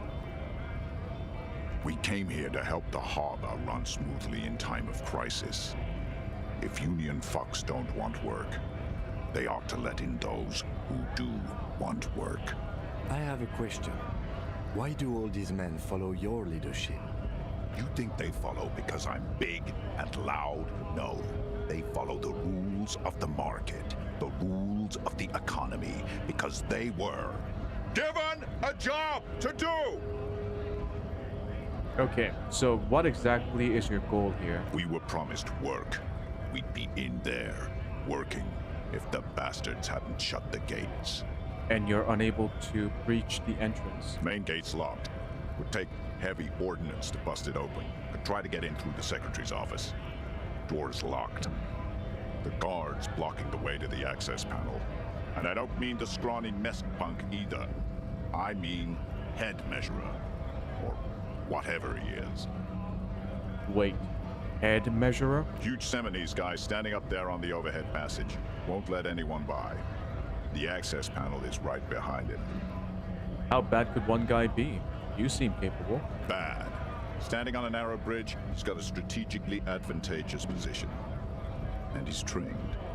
I don't know how the Union has a trained killer up there. But that one's no joke. And my men are tired and hungry. They're workers, not fighters. Have you considered storming in, like all of them? Why don't you go arrest them instead? I'm sure they've done plenty of criminal shit. They have that look.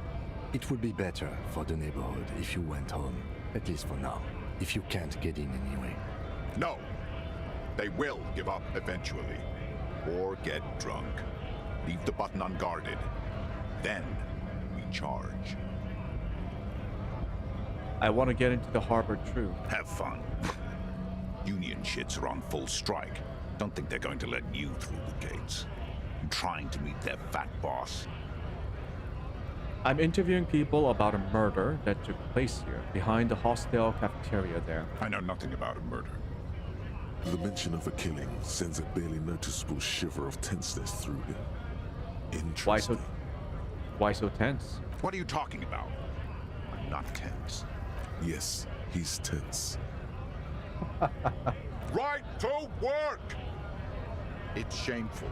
Cops doing nothing. You should bring backup. Open up the gates for us. Blockading gainful employment for workers is a crime.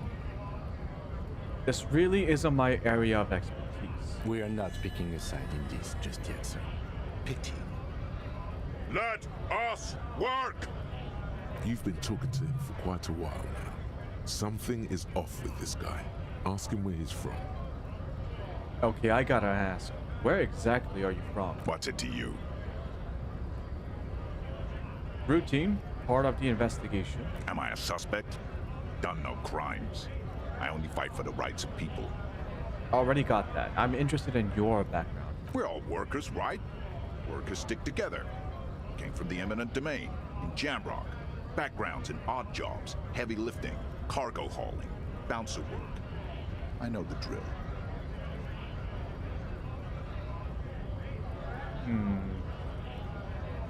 A bouncer? Where? I frequent a lot of bars. Maybe it's one I know. Worked at Territorial. Ring a bell?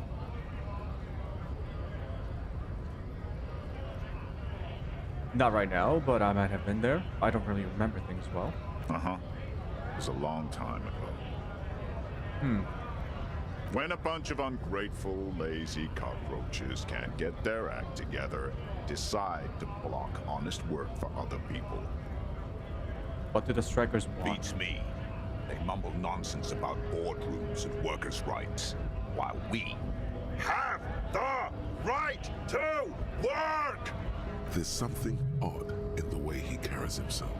His set of clothing looks vaguely mismatched. The different pieces of the attire seem ill-fitting. Ill-fitting? What does that mean? His shirt is far too small and an unpleasantly tight fit, while the overalls, held up by a belt, seem to fit a man with much more corpulence. You wearing new clothes? He ignores your question, choosing instead to turn to the emaciated workers, raising both fists in the air. The clothes are obviously not his. Now that is weird. Silence is the answer. There's something off here, but he won't say what. Alright. Volumetric ship compressor. What the fuck is Bizarre this artwork? scientific news from Revachol West today, where a police officer's shit has been observed at a pressure of around 495 gigadecimals. These metallic hydrogen levels of shit togetherness were thought to exist only at the center of collapsing stars, not law officials. It remains to be seen how long the shit's singularity lasts. That is so funny. All endurance white checks unlock learning cap for endurance raised to 4. 7.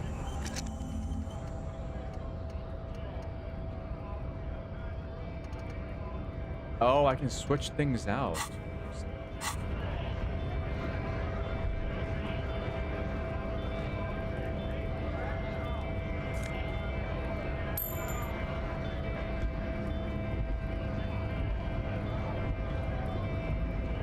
Scab?